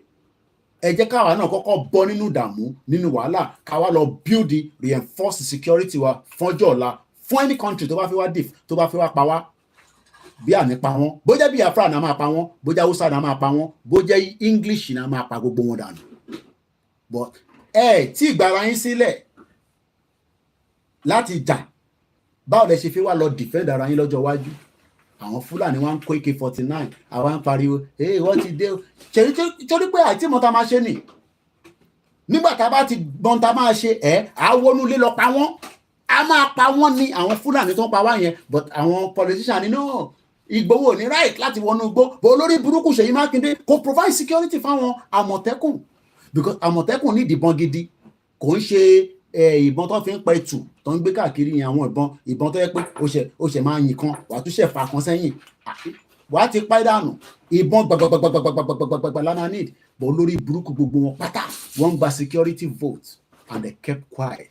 Wọ́n wá ń pa wá nínú igbó, wọ́n jẹ́ ká rí ayé jẹ, wọ́n jẹ́ ká ráyé mu. Èèyàn kan wá ń sọ pé àníjà, àwọn kan dẹ̀ fi bá wa jà. Mo wá ń sọ fún yín pé ní 1945 lénìí ní Amẹ́ríkà lọ ju bọ́ǹbù sí ní Japan. Wọ́n ju bọ́ǹbù sílẹ̀. Wọ́n ti parí ìjà nísìnyí. Ọ̀rẹ́ ní Amẹ́ríkà àti Japan, ọ̀rẹ́ tímọ́tímọ́ ni wọ́n, but ọ̀rẹ́ tọ́jọ́ ń ṣe yẹn olúkálùkù máa ṣọ́ra wọn ni. A lè bá any one of our neighbors ṣe pé àwa náà máa kọ́kọ́ dúró dáadáa. But abájọ wa ní Nàìjíríà ò lè lé Ìgbò kúrò lẹ́kọ̀ọ́. Wo èmi ni máa frustrate yẹn ọmọ Yorùbá yẹn. Bá bú Ìgbò problem tí yín nìyẹn. For as long as abájíjọ ń gbé nínú Nàìjíríà, wọ́n ní gbogbo right. Bóhùn yìí kẹ́ máa gbọ́ program mi mọ́, I don't give a toss. But abá ti kúrò nínú Nàìjíríà, a lè deal pẹ̀lú ara wa pẹ̀lú àwọn. Àfẹ́ wà ní Nàìjíríà, ẹ wá ń complain nípa Ìgbò. Ṣé Ìgbò lẹ́ ń complain nípa ẹ̀? Ẹ tí mọ àwọn other international country, Japan, India, Lebanese, Fulani, we are dealing with multiple problems in Yoruba land. So, èwo lẹ fẹ́ ń bẹ̀? Ẹ fẹ́ máa bá Ìgbò jà? Ẹ dẹ̀ fẹ́ wà ní Nàìjíríà? Ẹ tí mo tẹ́ fẹ́. Mo sọ fún family mi ní Festac, mo rí fídíò kan lọ́dọ̀ Linda Ìkejì. Ìyẹn ti yọ gbogbo àwọn tó ń yọ Alomi bridge, wọ́n ti yọ gbogbo orin tó wà láàrin ẹ̀. Ọ̀rọ̀ ẹ̀ níní o. Nígbà tẹ́ ẹ̀ ní identity, ẹ kàn ń sùn ẹ̀ ń jí. Nígbà tí wọ́n ń sùn àwọn ń yọrin. Nígbà tẹ́yìn ń sùn àwọn ti yọrin. Ẹ jẹ́ ká padà sọ́dọ̀ bàbá wa Ògúndé lẹ́ẹ̀kan sí. He was a very important man while he was alive. Drama ló fẹ́ sọ ni ó mọ̀ pẹ́. Mo kí ẹ̀gbọ́n mi ní gbogbo Manchester, Frank Dudu. Wọ́n wá ní ó dá music research party ní 1945. 1945 yẹn ni àwọn Amẹ́ríkà olórí burúkú ń ju bọ́ǹbù sí Japan. Wá táwọn set up party. Ògúndé concert party ní 1950. 10 years before independence. I'm sure pé tá bá lọ wo àdúgbò bàbá Ògúndé báyìí. State wo ni bàbá yẹn ti wá ná? Ṣé Èkìtì ni wọ́n àbọ̀ Oǹdó? Ẹ bá ń kọ sí comment section. Tá bá lọ sí gbogbo àdúgbò bàbá Ògúndé báyìí, ẹ máa sunkún ni pé so àwa rẹ̀ nìkankan because sí nínú country tó value irú àwọn èèyàn bẹ́ẹ̀. And look at where we are. Ogun State ni okay. Ẹ lọ sí Ogun State. Ẹ sunkún fún àwọn tó wà lógun State. Whereas ó jẹ́ káwọn èèyàn máa Friday láti gbogbo àgbáyé sógun State pé àwọn fẹ́ wá wo history bàbá Ògúndé.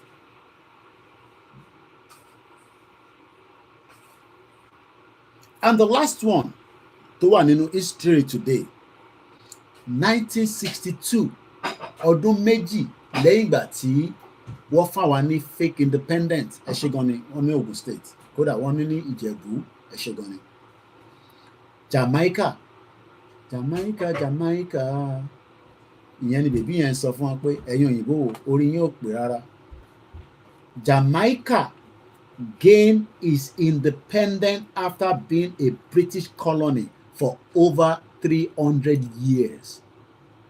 300 years. Ní èní ni wọ́n pé wọ́n gba independent tiwọn ní 1962. Tó bá dé October 1st nísìn àwọn ọmọ Nàìjíríà happy independence èmi náà ti celebrate rí ìgbà tó yàn ọmọ ni nígbà tá a mọ̀ wọ́n ní Òsánsá ni bàbá Ògúndé ti wá àṣà mọ̀ pé Ogun State ọmọ Yorùbá ni wọ́n ètò important jù nìyẹn tó bá di 1st of October nísìn a máa kọ́ agbádáwọ̀ a lọ rán súùtù ẹlòmíì rán táì green white green mujẹmujẹ a country that has no value system for every one of us. And this is the reason why we must say enough is enough. Enough is enough. We must return back to who we are. What we are going through right now is a big problem. And that problem can only be resolved if we pull out of Nigeria. If we do not pull out of Nigeria, we will all continue to be trapped.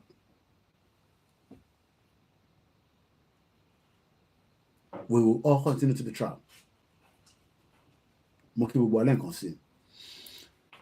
Baba Ogunde died in 1990. Nígbà tí mi wọ secondary school nìyẹn. He was born 2 years after the fraudulent amalgamation in 1916. Mukiawa Grace Olushoto. Ososa, okay. Wọ́n ní Ososa, ẹ ṣé gan ni. Ososa ni Baba Ogunde. Wọ́n náà nílé kan ní Alágo méjì. Bọ̀yàn mélòó ló ṣèrántí wọn ní àgbáyé? Ǹjẹ́ à ń promote wọn láti lè jẹ́ káwọn èèyàn wá wo in tí bàbá yẹn ti ṣe sílẹ̀ lénìí? At the end of the day,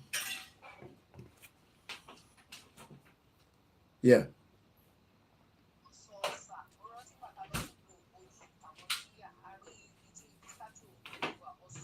Okay, all right. Ososa.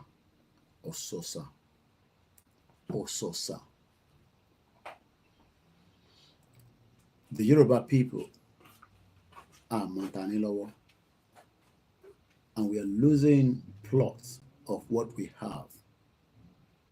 Ososa. The long that about question in Nigeria, Atikpe already. There's no doubt about it. Atikpe.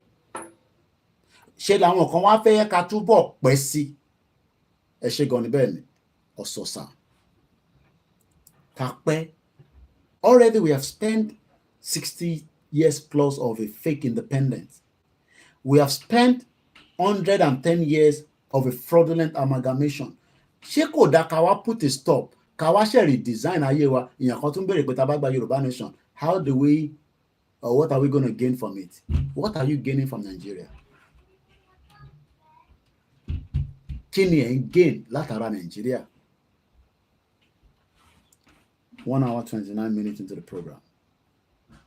Let's come out of there and let's go listen to this. Mo kí gbogbo ọlẹ́ nǹkan sí.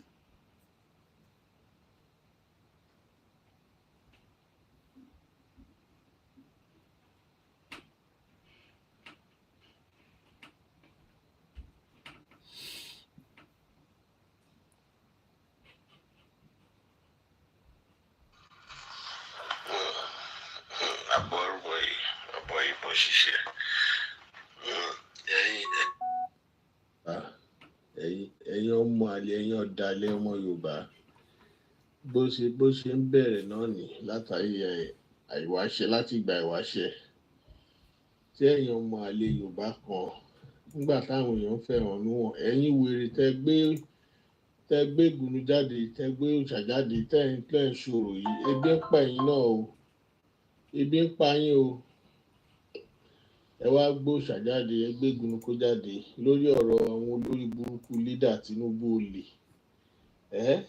torí àwọn èèyàn fẹ̀hónú wọn ẹ̀yin gbé òòṣà jáde àwa ọ̀ríjínà ọmọ ilẹ̀ Yorùbá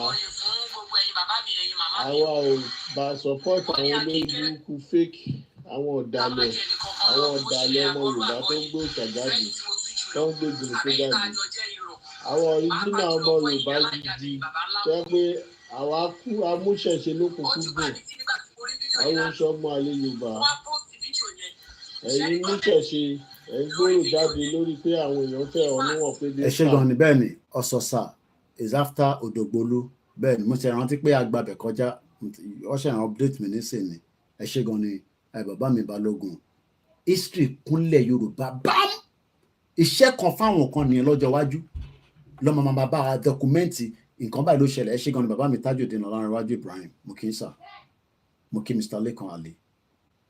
There's a lot that we will make money from in the near future. But Tabashi in Nigeria, we can't do anything. It is holding us backwards. Ẹni tó ń sọ̀rọ̀ UK ń bẹ̀ lówà. Àwọn ilé bá politician ṣe dáadáa ní 1990 nígbà tó lórí burúkú Tinubu máa wọlé. Nígbà tó júyàn báyìí ti là ni àwọn máa tẹ̀lé lóṣèlú. Tójú yín bá ti là nídò lóṣèlú ká tó ṣoríire nílẹ̀ Yorùbá ní in the near future. Olóṣèlú máa gbọ́dọ̀ jẹ́ servant wa ni. A gbọ́dọ̀ recall wọn, a gbọ́dọ̀ lè dismiss wọn, a gbọ́dọ̀ lè yọ wọn kúrò nípò. You cannot do all that in the current dispensation of Nigeria today. Kàkà bẹ́ẹ̀ wọ́n máa intimidate yín ni, wọ́n máa rán àwọn thugs, wọ́n máa rán àwọn jàǹdùkú, àwọn olè. Kódà wàá wọlé pa yín bó ṣe pa Fúnṣọ́ Williams. Ẹbí Tinubu pé ta ló pa Fúnṣọ́ Williams. Bomb bastard. Ọmọ àlè Yorùbá ni yín o. Ẹ̀yin oníṣẹ̀ṣe ẹ̀yin ọ̀dàlẹ̀ oníṣẹ̀ṣe dẹ̀ ni yín ẹ̀yin ọ̀dàlẹ̀ ọ̀dàlẹ̀ ni yín. Wá bíbá Fọlákẹ́ Àlàó àbí kí ló ń jẹ́ àbò lórí burúkú làwọn tó bí ẹni ilẹ̀ Yorùbá oníwò ló ti dúró tẹ̀ ń sọ pé no morally at the dry land ìbọ̀lẹ̀ ti rí dry land ta ló fine country ẹ̀yin bomb bastard ó tẹ̀ ní God láti máa sọ pé ilẹ̀ Yorùbá ti dúró ìbò ló dúró sí sórí ilé bàbá ẹ̀ ló dúró sí àbí orí ilé ìyá ẹ̀ ẹ̀yin bomb bastard ẹ̀yin olórí burúkú ilẹ̀ Yorùbá ti dúró no morally at the dry land orí bó ṣe kọ́ náà pé dry land àwọn ò ní sí nínú dry land o ilẹ̀ tó máa lọ́ra làwọn á wá bomb bastard èèyàn máa lè tó bá dẹ̀ rò kó dó jẹ́ lọ́wọ́ ẹni tó máa dó ẹ̀ kó lè wà òkè. Ebi ń pa èyí náà o bọ̀ nítorí pé wá gbówó fún yín ẹ gbòòrò jáde ẹ gbégun kó jáde ẹ̀yin ọ̀dàlẹ̀ ẹ̀yin ọmọ àlè àṣẹ wà bó oníkù kan etí rí ẹ bẹ́ẹ̀ ló ṣe máa wí fún wọn. Mo wo kíní ẹ bá mo wò mo fọ́ pé kí ló kan ìṣẹ̀ṣe nítorí bẹ́ẹ̀ bólórí burúkú Sáídì Elégùṣẹ́ náà ṣe ní ẹgbà ọ̀rọ̀ sọ́fẹ́dì borí burúkú ọ̀tọ́fẹ́dì tọ́nà ìṣòro tọ́nà bẹ́ẹ̀ ṣòro. Kí ló kan ìṣẹ̀ṣe pẹ̀lú ọ̀rọ̀ pọ́lítíìsì? Kí ló kan ìṣẹ̀ṣe pẹ̀lú ọ̀rọ̀ pọ́lítíìsì? Àwọn tó yẹ kẹ́yìn oníṣẹ̀ṣe tó dá sẹ̀ríà fún wọn. Ẹ̀yin náà lẹ́ ń kí wọn lẹ́yìn lọ́ṣẹ́ ń hùwà tó ń hù tó ń fi àjàrà yìí. Tinubu tó ń dalẹ̀ Yorùbá rú. Olórí burúkú Ọbásanjọ́ yẹn ṣe tiẹ̀. Olórí burúkú bàbá Ìyábọ̀ olórí burúkú yẹn náà ṣe tiẹ̀ ó dalẹ̀ Yorùbá rú. Ó talẹ̀ Yorùbá báyìí lọ́pọ̀ títí ni. Ìwọ Tinubu náà the same thing. Gbogbo yín àwọn ọmọ yín wàhálà gbogbo àwọn ọmọ yín máa jìyà fún wọn fọwọ́ já ikú ni tó bá ń dùn fún wọn sí tó bá yá wọn máa fọwọ́ já ikú ni gbogbo orí gbogbo orí ọmọ Yorùbá tẹ́ fìyà jẹ gbogbo orí ọmọ Yorùbá tẹ́ fìyà jẹ gbogbo orí ọmọ Yorùbá máa bí gbogbo ẹ̀tẹ́ ẹ̀tẹ́ ayélujára Yorùbá tẹ́ jẹ́ pé ibi lẹ́ ṣe fún wọn Yorùbá ẹlẹ́dàá gbogbo àwọn ọmọ ilẹ̀ Yorùbá máa bí tòótọ́ ṣeun tẹ́ ń ṣe ẹ̀yin olórí burúkú ẹ̀yin ọ̀dàlẹ̀ ẹni tí ò tọ́ sọ́ba Tinubu wàá fi jọba wàá ní kó fi jọba wàá gbówó lọ fún wọn wàá ní kó lè máa rí wọn control olórí bí ni o gbogbo ẹ̀yin tẹ́ ń gbàbọ̀dé fúnlẹ̀ Yorùbá àṣẹ wà bó ṣe máa rí fún wọn nìyẹn àríwá àṣẹ wà ibikíbi tó bá ń kọ wà tọmọtọmọ ní ogun máa fẹ́ jẹ yíwẹ̀ ni ẹ wá máa ọmọlọmọ tó ń protest débi ń pa wọn ẹ wá gbé ìwé ẹ ṣépè fún wọn èpè yẹn máa padà sí lórí ni o torí tó ráìtì ni wọ́n ń ṣe ẹ̀yin lẹ ń ṣe tí ò tọ́ ẹ̀yin lẹ ń dalẹ̀ ẹ̀yin lẹ ọ̀dàlẹ̀ yìí dẹ̀ máa bálẹ̀ kú ni ọ̀dàlẹ̀ bálẹ̀ kú ẹ tó bá dalẹ̀ òkè dalẹ̀ ẹ̀yin lẹ ń dalẹ̀ ọmọ Yorùbá ẹ gbé ṣẹ̀ṣẹ̀ jáde lórí ọ̀rọ̀ pọ́lítíìsì lórí ọ̀rọ̀ àwọn tó bẹ̀rẹ̀ sí ohun ẹ̀ tó kanta protest ìbí dẹ̀ ń pẹ́ yín gan fúnra yín èlé lọ́wọ́ fún yín àwọn olórí burúkú tó ń gbèjà. The same MEM ó ń sọ̀rọ̀ lórí fídíò kan ni so that's why it's like that òun sọ̀rọ̀ ó ń wo fídíò kan princess ló ń sọ̀rọ̀ so he's making his own audio on top of that video so base audio kan jáde lábẹ́ so it's still part of the audio. wọ́n ti lò àwárí àwọn òtẹ̀lé wọn mọ́ àtijọ́ tó. kí a tó bí mi lọ́mọ ọ̀sàsà bẹ́ẹ̀ ni ibẹ̀ ni bàbá Ògúndé ti jáde ẹ̀ ṣe gan ni thank you so much. ti làlàwò ti ṣe pọ́lítíìsì mọ́ ọlọ́run àbá tí wọ́n jẹ́ ni àwọn lèṣì àwọn aṣíèrè ọlọ́run àbá tí wọ́n jẹ́ tọmọtọmọ ni olórí burúkú Tinubu òun ló dalẹ̀ Yorùbá rú olóṣì àlépo gbogbo nǹkan lẹ́bí jẹ́ ọmọ Yorùbá yà àkàkọ́ ní Nàìjíríà dandan kọ́ ní Nàìjíríà kálukú ní kálukú dórúkọ fádà ẹ̀ kójú wa tó lé kó tó ko ẹ̀yin olóṣì èyí akóṣìbèrè gbogbo ẹ̀yin nídàlẹ̀ Yorùbá tẹ́ fi àjọmọ Yorùbá ogun máa fẹ́ jẹ́ yín wẹ̀ tọmọtọmọ ni ẹ̀yin olóṣì má ṣàǹfààní Fúlàní pààyàn kì í nílẹ̀ Yorùbá gbòòrò jáde gbé ìgbìmọ̀ kó jáde kẹfì lé wọn pa ẹni kan ṣo tó jáde náà ẹ fẹ́ pa ni ẹni olórí burúkú ọmọ àlè ilẹ̀ Yorùbá ẹ̀yin ọ̀dàlẹ̀ gbogbo ní ilẹ̀ máa dà yín ẹ̀yin lòṣì àṣẹ pọ́ àbàwọ́n èṣù. mo kí gbogbo ọmọ Yorùbá lẹ́ẹ̀kan sí pé ẹ kálẹ́ níbi tí a ti ń fi ìwà ní ọ̀rọ̀ bá ṣe ìgbà ní kẹgbà ẹ̀wọ̀n kò Yorùbá ti wẹ̀ gẹ́tà sí bí. As we continue to create awareness and information, stop telling us àti ọ̀rọ̀ tẹ́ ń sọ yẹn ti pọ̀ jù ọ̀rọ̀ ti tó bá máa dìjà tàbá jà náà àtúnpadà bọ̀ lórí round table. As Hamas àti Israel tán òkú ti sùn lọ over 40,000 plus wọ́n sì negotiate bye negotiation ṣì ń lọ between Israel àti àwọn Hamas ní Qatar. So tàbá jà náà tá para wa dáadáa a sì máa wá sórí round table but let us first create as much awareness fún àwọn èèyàn wa. ẹ jẹ́ ká tún gbọ́ brother mi Nàpàṣẹ àwọn ilé ìṣiṣẹ́ fún politician ní 1990 at the end of the day you realize that Simon Ekpa ẹ máa gbọ́ voice ẹ̀ náà ní bíbá continue to believe in one Nigeria idiot all over the place. ẹ farabalẹ̀ kẹ́ gbóòótọ́ ọ̀rọ̀ o a bá ń sọ pé Nàìjíríà is better ká pín ló lè pay everybody. This is what we are using to fight against a terrorist state called Nigeria. It's a Sisu spirit, which only the Finns understand. I have come to know what is freedom. I have come to understand that freedom is precious. And one thing that makes me laugh sometimes is that I listen to these people and watch those people fighting for one Nigeria and I laugh. You can never fight one Nigeria like me. Would you believe that somebody like me, was in the forefront of supporting Atiku in 2019. Nígbà tó ojú ẹ̀ ṣì dí Even nìyẹn leading o. Atiku campaign in Europe. Àwọn olórí burúkú. Tinubu olórí burúkú yìí. Bó ṣe di gómìnà Lagos State. Àwa yìí náà wà bẹ́ẹ̀ olórí burúkú gbà ojú wa dí. I just love. Because there are many things you don't know. That if you do, you will ever regret. Finland ló wà ń sin ojú ẹ̀ là. Ó mọ tó ń fáìtì fún náà. Ẹ̀yin olórí burúkú a máa sọ fún yín. Pé Nàìjíríà ń ṣe wọ́n build Nàìjíríà fún àwọn ọmọ ìlú.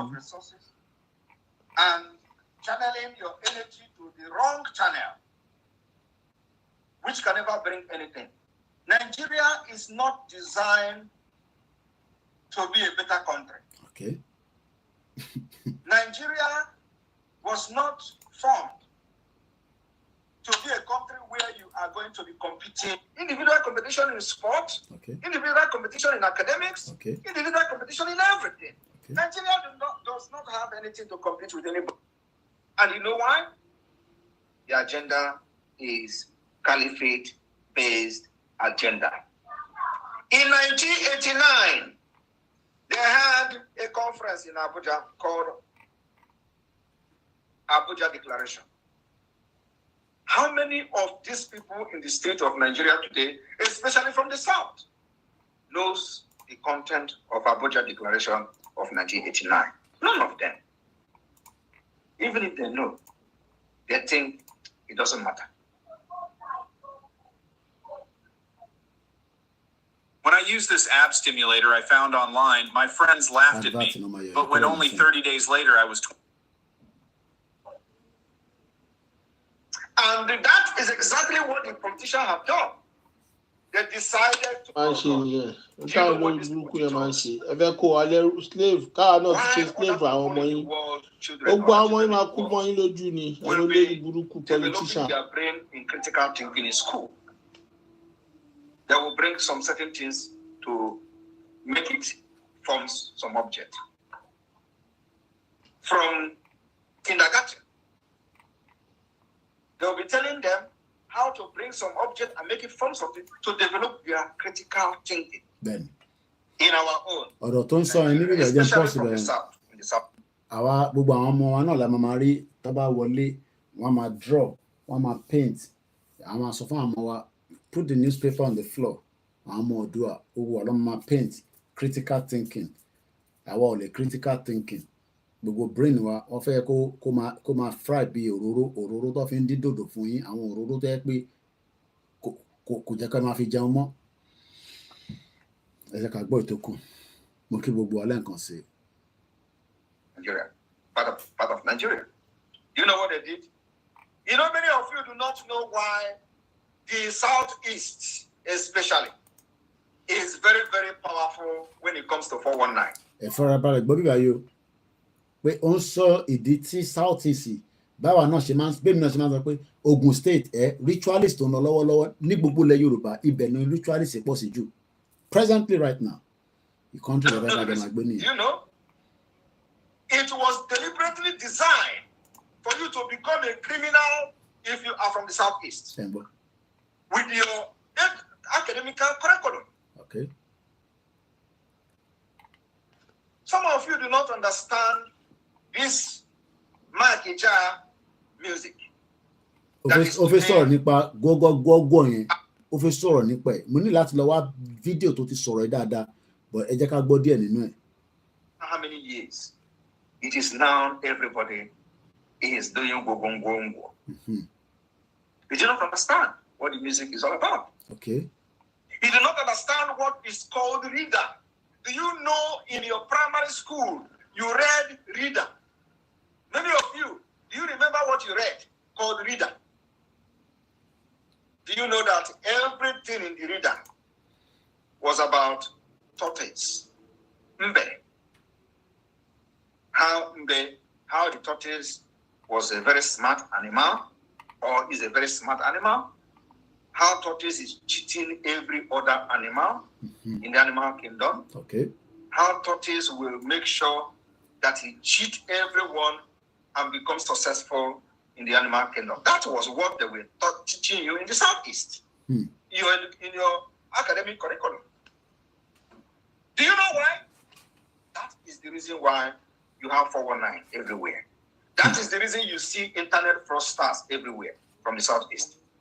That is the reason why you see all the crimes about smartness is because they taught you how to cheat. How to become something by cheating. Do you think that reader was being used in the north? The answer is no. I want you to refresh your memory back. What I'm telling you now, you can never think about what I'm telling you now. Until now that I'm saying it. This Bongo was also how the tortoise went and deceived elephant.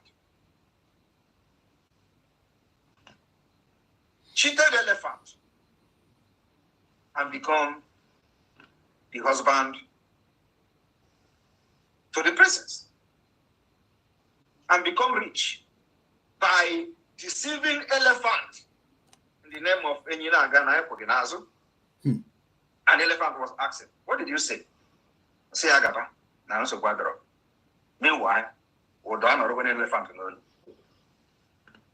After reading these books, everything as a child, growing up in primary school, is how to be smart like the tortoise. They develop us to be thinking how to cheat. We are going to change it in Biafra. Biafra will become an innovative country. Confirm, support, and Yoruba nation. Now, again, for any one information kan tí mo pick lórí Twitter.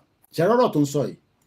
Ẹ jẹ́ n lọ sọ́dọ̀ bàbá kan wọ́n pè ní àwọn tó bá ń follow not everybody is on Twitter, which is X. Wọ́n ní bàbá kan wọ́n pè ní 99% Pilado. Mo fẹ́ sáré kàn kankan. Criminals! That's why you know she need support Yoruba, you know, if you Yoruba support Yoruba nation because they're all fraudsters. Olè ni wọ́n. Báwọn ẹ̀gbọ́n kan náà ṣe ń jalè lábroad nìyẹn kó tó di pé ọwọ́ tẹ gbogbo wọn tí technology ti mú gbogbo wọn mọ́lẹ̀. Mo ń bọ̀ 99% Pilado òun lélẹ́yà. Ẹ jẹ́ nǹkan tó tí mo kà lórí timeline ẹ̀. I think yesterday this was August 5, and no. See the face of a wanted criminal, Papa J, at Papa J at Dengue Masters. On the 3rd of August, this year, August, just 3 days ago, I did a post here on Twitter asking for support to send sachet water to various protest venues across the country so we could help in quenching the taste of our hashtag end bad governance in Nigeria. Protesters in our own little way. We can't call support àwọn èèyàn. Àwọn tó ń protest kó gbómi lọ síbẹ̀. Oyè yín. Ọmọ Yorùbá lẹ́ni tí ó ti 419 wọn nísìnyí o. Ẹ máa gbọ́ nǹkan tó ṣẹlẹ̀. Some good-spirited Nigerians reached out to me and asked for account details to support. I contacted the criminal whose picture and video is up there, James Damilola Taiwo. Ẹ wá sọ pé kíyàn wá support Yoruba nation. Kò ní support Yoruba nation because they are all fraudsters. Olórí burúkú ni wọ́n, bomb bastards. I asked him if he could coordinate the fundraising and payment for the water and other things, ? He said yes, that he can do it because me, I am tightly engaged with other activities, gathering information and directing people on what to do. I asked him to send his account details so donations could be sent in, but I gave him a condition that I must verify every vendor after supply with evidence before instructing him to make payments. Mind you, I don't know this guy physically. I have not met him before, but I have done some background search on him in the past to get the vital details I need about him. This was because he has been begging me. Beg. Ẹ beg ìtàn bá ti wọlé sí wa lára. Ẹ di criminal mọ́ wa lọ́wọ́. He has been begging me. He has been begging me in details. This was because he has been begging me in my DM to carry him along in my investigative journalism journey. He has begged me to help me receive Naira donations for me to support my work, then change it to crypto and send to any wallet of my choice. I told him no, that I already have different crypto vendors doing that for me. But whatever I need of his service or help, I will surely contact him. Báwo náà ṣe máa ń contact yín tàbá ti need assistant tẹ́lẹ̀ pé ẹ máa sá lọ mọ́ wa lọ́wọ́. Àwa máa wá yín káàkiri tàbá pọ̀ ọlọ́pàá ní kí n send owó kó n fi ṣe investigation òun ò lówó epo. Ṣé country ẹ lè fẹ́ lọ máa ṣe business? Ẹ lọ máa ṣe business níbẹ̀. Ọlọ́mọ ẹ̀kẹ́ lómi ní hypertension ẹ̀kọ́ kú dànù. Bẹ́ẹ̀ lẹ máa kú dànù. Ẹ jẹ́ máa tọ́jú owó yín kẹ́ máa fi jẹun ní abroad ẹni tẹ́ bá lè fún ní ẹ má yáyàn kankan lówó ẹni tẹ́ bá fẹ́ fún lówó kẹ́ fún wọn ní 30,000 bẹ́ẹ̀ bá yáyàn kan ní 1 million àtọlọ́pàá àti gbogbo wọn ọjọ́ ṣiṣẹ́ papọ̀ ní criminal country nothing is working kò sẹ́ńtà ló fẹ́ fẹjọ́ sùn.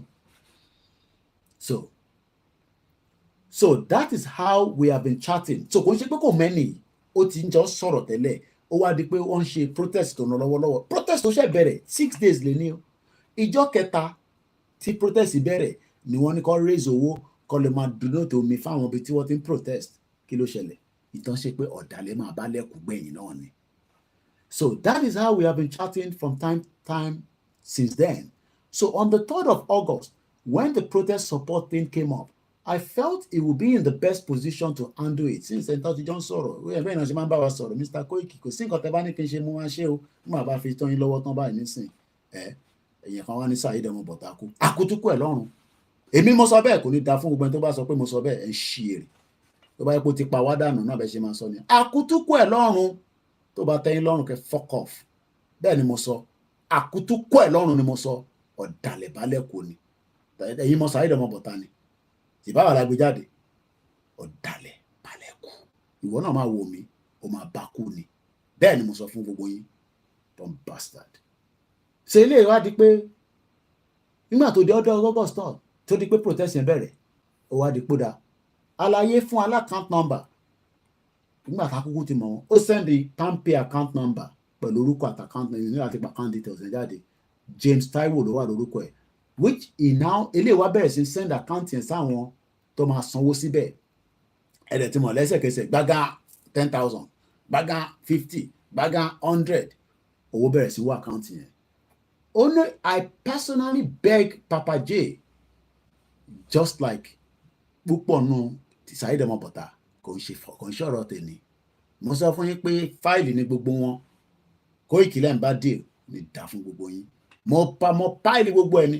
Kò sírìn àjò kan tí mo rìn láti ilé olóyè Ìgbòho tí kò tẹ̀lé mi lọ. Títí dé Ilé-Ifẹ̀ nígbà tí mo lọ kí bàbá Akíntóyè. Ìyàn kan wá sọ pé Koiki ó sọ̀rọ̀ nípa Saheed Ọmọbọ̀tà bẹ́ẹ̀ ń ṣe èrè. Mo mọ̀ rí tẹ́lẹ̀ ni. Mo mọ gbogbo yín tẹ́lẹ̀ ni bọ́m̀bàstà gbogbo yín ẹni kúre.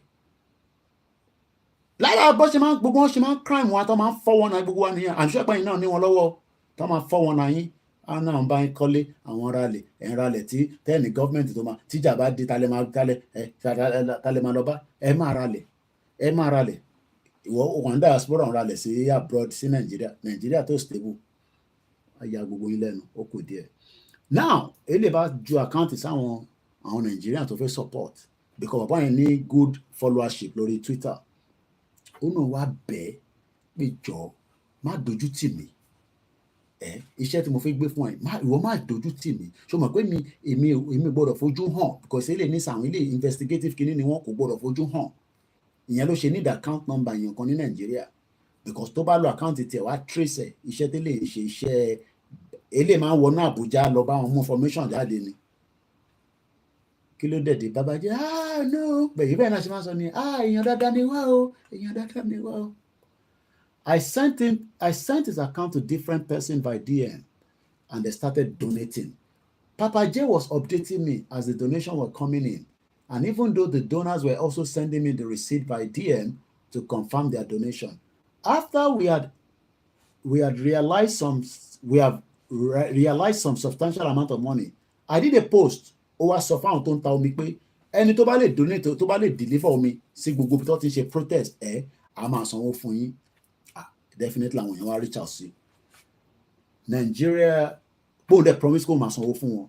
Vendors flooded my DM after which serious ones took water and supply. Ìyẹn wá àwọn ti gbowó Papa J ti gbowó dání àbí òun dẹ̀ ti ní àwọn tó máa lọ deliver omi. So now wọ́n ti deliver omi, ó yá Papa J wá release owó fún wọn. Ẹ máa gbọ́n tó ṣẹlẹ̀, ẹ máa believe in one Nigeria. Gbogbo yín wò, high blood pressure yín máa lọ sókè ni. Ẹ má máa fowó yín jẹ gẹ̀lẹ̀dẹ̀. Ẹ tẹ́ bá fi fún lówó tó bá béèrè 10,000 ẹ bá rí 5,000 kẹ́ fún, kò bá àbóyín dọ̀la ẹ sọ fóònù nìkan kọ́ lẹ́yìn fún ní 5,000. As soon as the money got to 1 million naira, Papa J stopped replying. Bóun yẹn ṣe di 1 million gbàgbà, Papa J ò reply mọ́. Papa J kí ló ṣẹlẹ̀? Ọba send the message, Papa J ti block line. Àrántí Simon Ekpa sọ níbi ìbẹ̀ni. Báwọn náà ṣe ní lọ́dọ̀ tí wọn, làwa náà ní lọ́dọ̀ tiwa. Criminal minded people. Alele tó ń bi mí pé what do you think of this present regime? Kí ni kàn mí pẹ̀lú present regime? Ẹ ṣẹ̀ṣẹ̀ darapọ̀ mọ́ wa ni. Ṣé ń gbọ́ mi, ẹ ṣẹ̀ ń gbọ́ Koiki ni. Kí ni kàn mí pẹ̀lú present regime tó ń ṣẹlẹ̀? Ẹ ṣẹ̀ join mi ni, ẹ ń gbọ́ mi tẹ́lẹ̀ àbí? Ẹ lọ gbọ́ gbogbo program tí mo ń ṣe, mọ nǹkan tí mo think nípa regime yìí. Kí ni kàn mí pẹ̀lú regime yìí? Wọ́n ní as soon as òun ti bẹ Papa J o, àwọn vendors dẹ̀ ti donate, wọ́n ti supply omi. Because òun jẹ́ big person lórí Twitter. So with integrity tiẹ̀ lọ fi lọ dọ́pọ̀ omi. Normally ó yẹ kó gbowó ni, àbí? But for the fact that bóun sọ fún wọn pé a máa fún yín lówó, àwọn èèyàn ti lọ drop omi sí gbogbo venue ibi tó ti ń ṣe rally. Ọjọ́ta ni bí àwọn ilẹ̀ Yíbò, I don't know which areas. As soon as the money got to 1 million naira, Papa J stopped replying his messages. He stopped updating me when the money was 856,000 naira. Ẹ wo owó tó tówó, small money. Owó tó tówó, peanuts. Papa J, tẹ́ bá rí fídíò Papa J yẹn, ó wà lórí Twitter.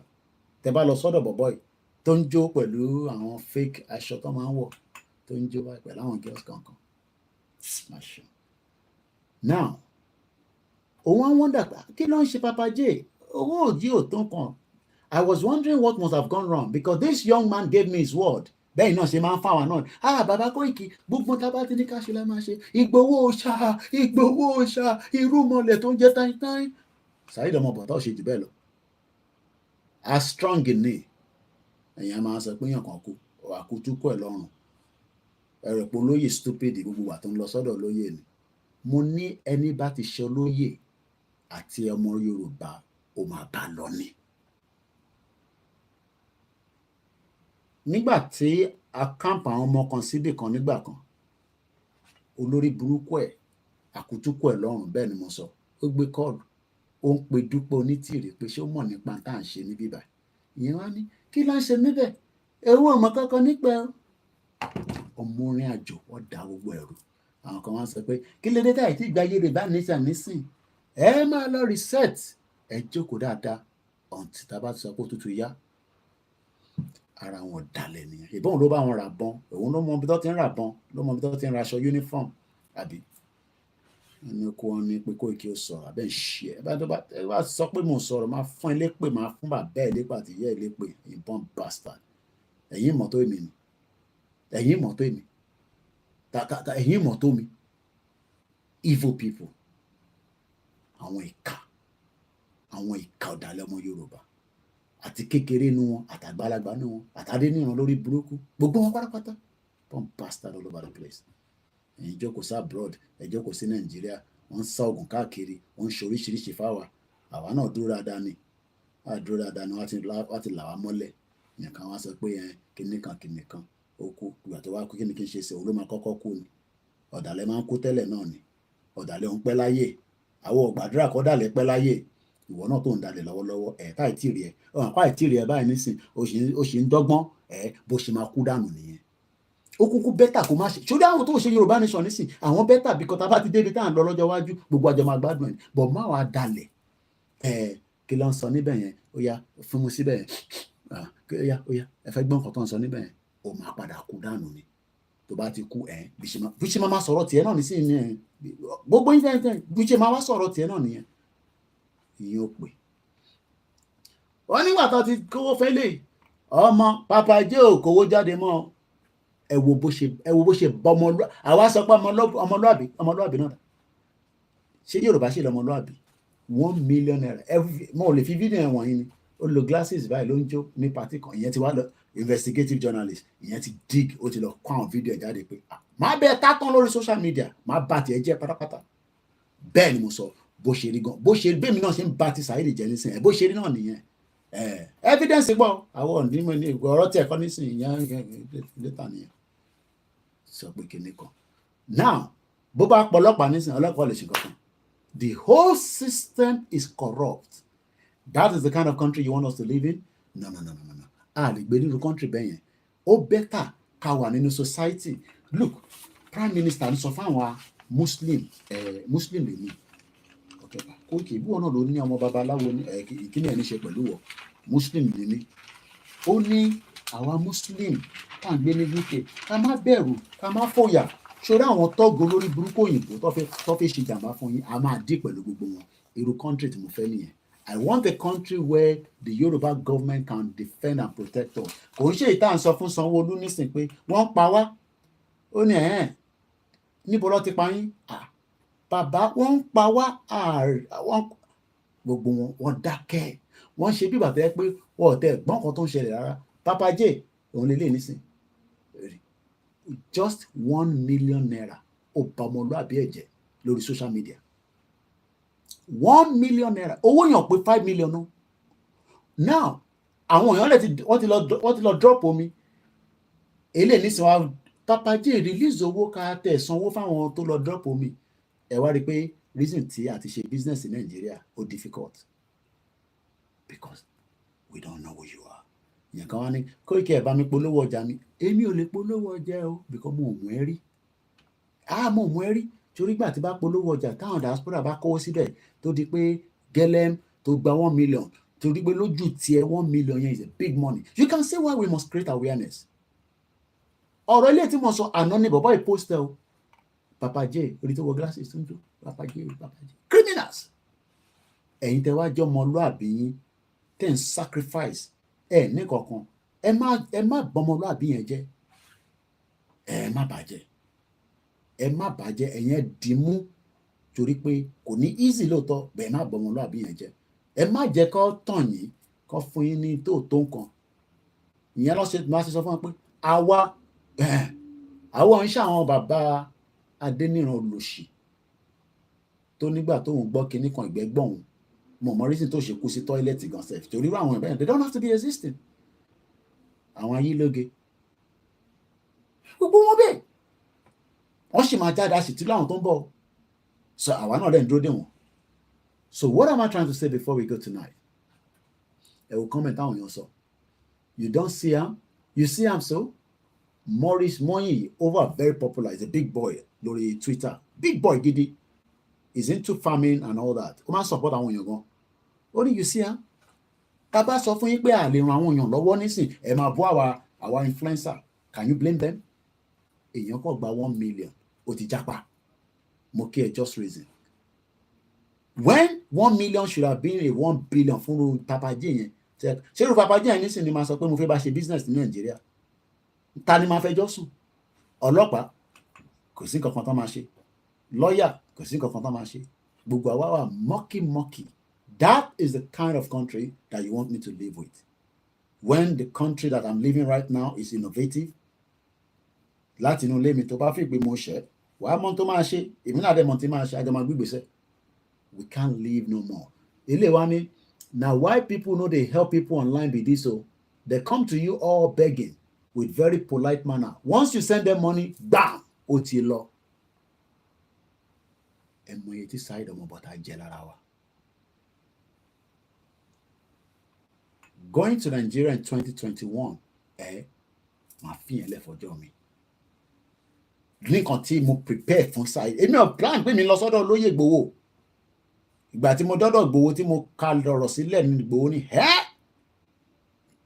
eléyìí tó tún gbélé yìí ìwà ló máa jókòó sí ajá máa ṣe Yorùbá nation nínú bíbá yìí nínú ọgbà mi gbogbo tó bá fẹ́ ṣe nínú ọgbà mi ni kó ti máa ṣe because ó rí pé ìbínú ni mo fi wá sílé ẹ̀yin wọn sọ nísìnyí pé come back home orí ò pè mọ́ ń bọ̀ mo ti dé tán mo kí gbogbo ẹ̀yin ọmọ Yorùbá nílé lóko mo kí ìyá tó bí mi lọ́mọ má dalẹ̀ tá a bá ní ká fún ẹ tá a bá ní àní náà nìyẹn tó bá wà tó bá sí èmi kọ́ ni mo bà Nàìjíríà jẹ́. Tẹ́ bá wá fi ìpẹ́ need ẹ lọ bọ́ Ọbásanjọ́ náà, ẹ lọ ó wà lábẹ́òkúta ń bẹ lọ́kùnlẹ̀kùn mọ́ lórí.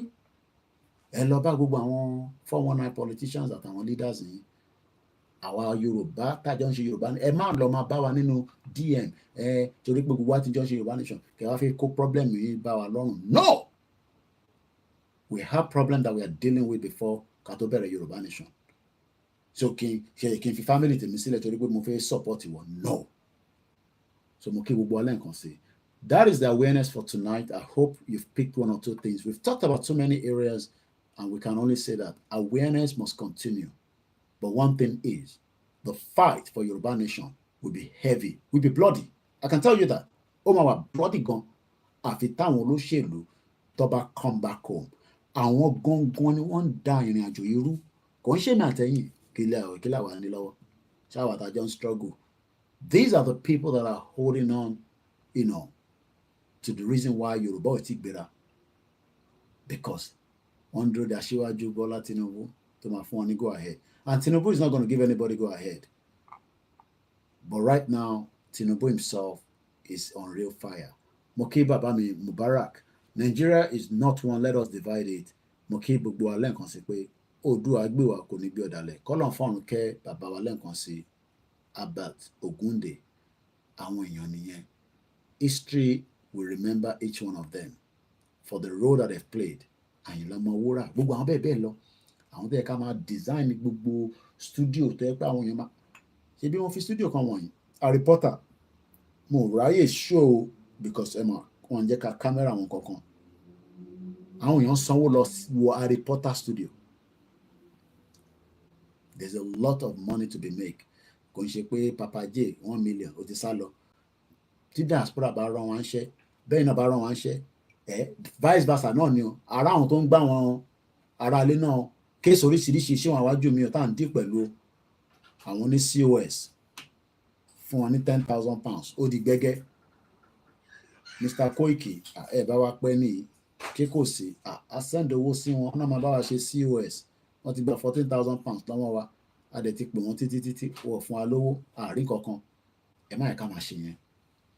Ẹ má yẹ ká jara wa lólè. Ọmọ Yorùbá sí Yorùbá ìwọ tó wà labroad má sọ pé torí wà labroad tó o bá lè bá wọn ṣe kankan má take responsibility ẹ̀. Ẹ̀yin lẹ́nu ẹ̀ máa bá wọn ṣe COS ẹ wá gbowó lọ́wọ́ wọn ẹ wá ń sọ fún wọn pé báyìí ẹ má ṣe yẹn. So it's vice versa. So kò ń ṣẹ́yìn tẹ́ wà ń lé nìkan. Ọmọ bá bẹ́ẹ̀ ṣe visa shine your face very well. Kó má jẹ́ pé Jakarta ló ti máa lọ bá rẹ̀. Ó mọ̀ pé àwọn tó ń ṣe visa wèrè ni wọ́n bomb bastard ló pọ̀ jù nínú púpọ̀ nínú wọn. Wọ́n á ní tó bá ti dé Jakarta wàá ṣọjọ́ mẹ́ta wàá wọ bọ́ọ̀sì máa bọ̀ ní London. Ọmọ ẹ̀wọ̀n ló máa kú sí ní Jakarta yẹn. Be very careful wherever country you're going. Tẹ́ bá lè japa for now ẹ japa, but please be very very careful. Know where you're going. Look ẹ lọ sórí Google kẹ́kọ̀ọ́ type in Jakarta kí ló ń ṣe níbẹ̀ ní kó translate sí Yorùbá kó kà á. Agent ẹ ṣọ́ pé ìlú tí mo fẹ́ lọ yìí mo lè gbàbẹ̀ dé America because most of you wá kọ́ sọ fún yín pé tẹ́ bá ti dé ìlú yẹn bọ́ọ̀sì kan ló máa ìyẹn kan ló sọ fún mi ní o wọ́n ní bọ́ọ̀sì ló máa gbé òun dé láti Jakarta dé from where to where. So mo bẹ̀ wá but for now àwa kan fẹ́ padà sílé àwa ń prepare mind wa for the worst case scenario. Ìtúbà máa dé ló máa dé. Mo kí gbogbo wa lẹ́ẹ̀kan sí o. Aago 11 náà ti lò. So let's call it a night. It's better than none at least. Tó bá dọ̀la I continue lórí civil topic and treat lánàá nípa ìtí bàbá kí tó ìgbélé wa lọ́wọ́ kọ́lọ̀ bá wa lọ́rọ̀ ẹ̀mí bàbá yẹn kó tó bọ̀jẹ̀ kọ́ pẹ́ fún wa kọ́ kó gbogbo adélẹ̀ lérí. Mo kí ìjáyàjà mo kí gbogbo àwọn ọba wa mo gbọ́ very good news látọ̀dọ̀ àwọn ọba wa nírọ̀lẹ́. I was very pleased but it's not for public consumption.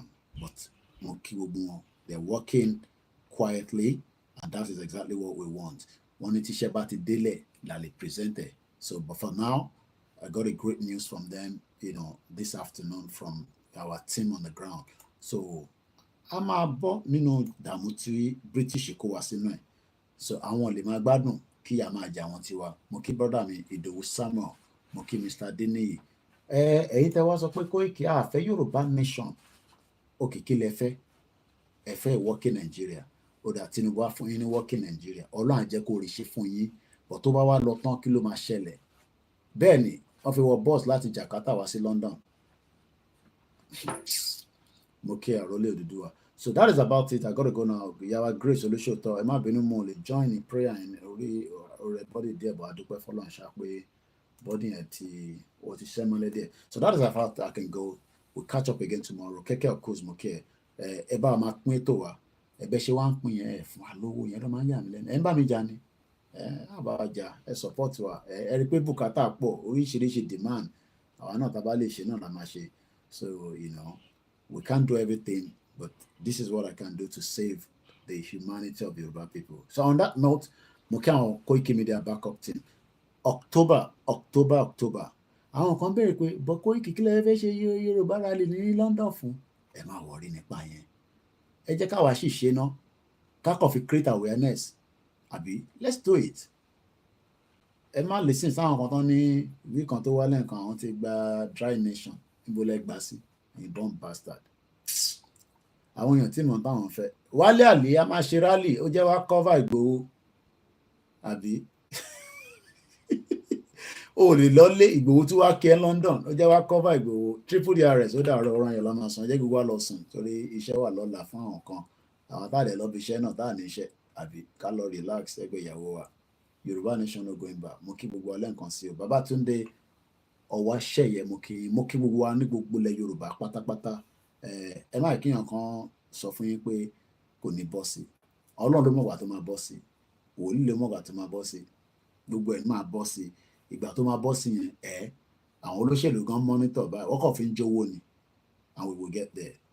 Wálé Àlè máa wá kí Ìgbòho ní rally dínà náà ní jẹ́ kó wọlé bọ̀ rally kóun náà mú fídíò fóònù ẹ̀ kó wá rìkọ́dì Ìgbòho at least òun ṣáà lè lọ́lé kò dẹ̀ rí onítìrírí àrígbòho tó bá wá sí lọ́nà mo kí ìyá mi ní Newcastle mo kí ní Hall àwọn èèyàn ti ń pè mí gan láti Birmingham Coventry àwọn kan ti book ticket wọn láti Dublin àwọn tó ń bọ̀ lágbára Ọlọ́run aṣọ gbogbo àti títí dìgbà yẹn ẹ̀yin tẹ́ wà ní UK ṣe mọ̀ pé regardless of whether you agree with Igboho or not he has sacrificed we know that ẹ̀kọ́ láìkẹ́ ó ti lè sọ̀rọ̀ ju jábálà díbẹ̀ okay agree but he's coming to London it would be nice to meet him in London on a rally the 12th of October ẹ book ìjọ yẹn nísìn tẹ bá ti sọ fún ìlú ìdẹ̀dá hello what happened Taiwo anything alright October 12th I need a day off wọ́n máa wá iṣẹ́ ìlú yìí wọ́n máa wáyàn síbẹ̀ o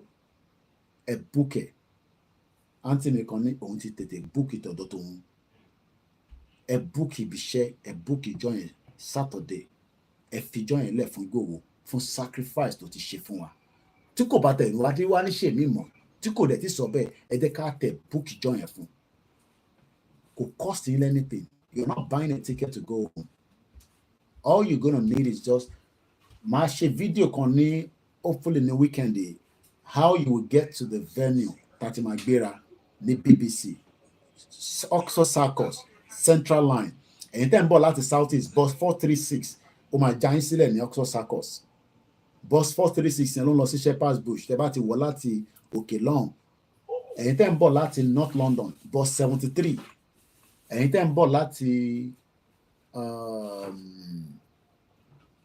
Marblehead gbogbo yẹn máa try láti ṣe as much of how to get there àwọn àgbàlagbà wa tó fẹ́ lo bus service ẹ kàn sí wa ká lè book yín 72 náà ni àyè tó máa gbà ẹ kàn sí wa ká lè book yín Ọlọ́run fún wa ṣe amọ́jọ́rò bí nǹkan ṣe ń lọ nínú Nàìjíríà nísìn kò sí nǹkan tá lè ṣe sí ó máa lọ bẹ́ẹ̀ náà ni títí tí gbogbo ẹ̀ máa fi dàrú tolúkálukú máa fi pín odò agbèwà kò ní gbé ọ̀dàlẹ̀ mo kí àwọn Koikimedia team tó ń ṣiṣẹ́ back to back mo kí gbogbo ẹ̀yin náà tolúkálukú yín ẹni tó ì tí gbọ́ ẹ̀yẹ ṣàlàyé fún pé ǹjẹ́ ti gbọ́ pé àwọn kan ní Yorùbá nation ti kú kò kú o ó ṣì ń lọ bó ṣe jẹ́ kó lọ and we will get to our final destination inshallah láṣẹ Èdùmàrè so lẹ́ẹ̀kan sí mo kí gbogbo wa pé ó rán yàn lá máa sùn and that is how the program goes tonight. Good night. God bless.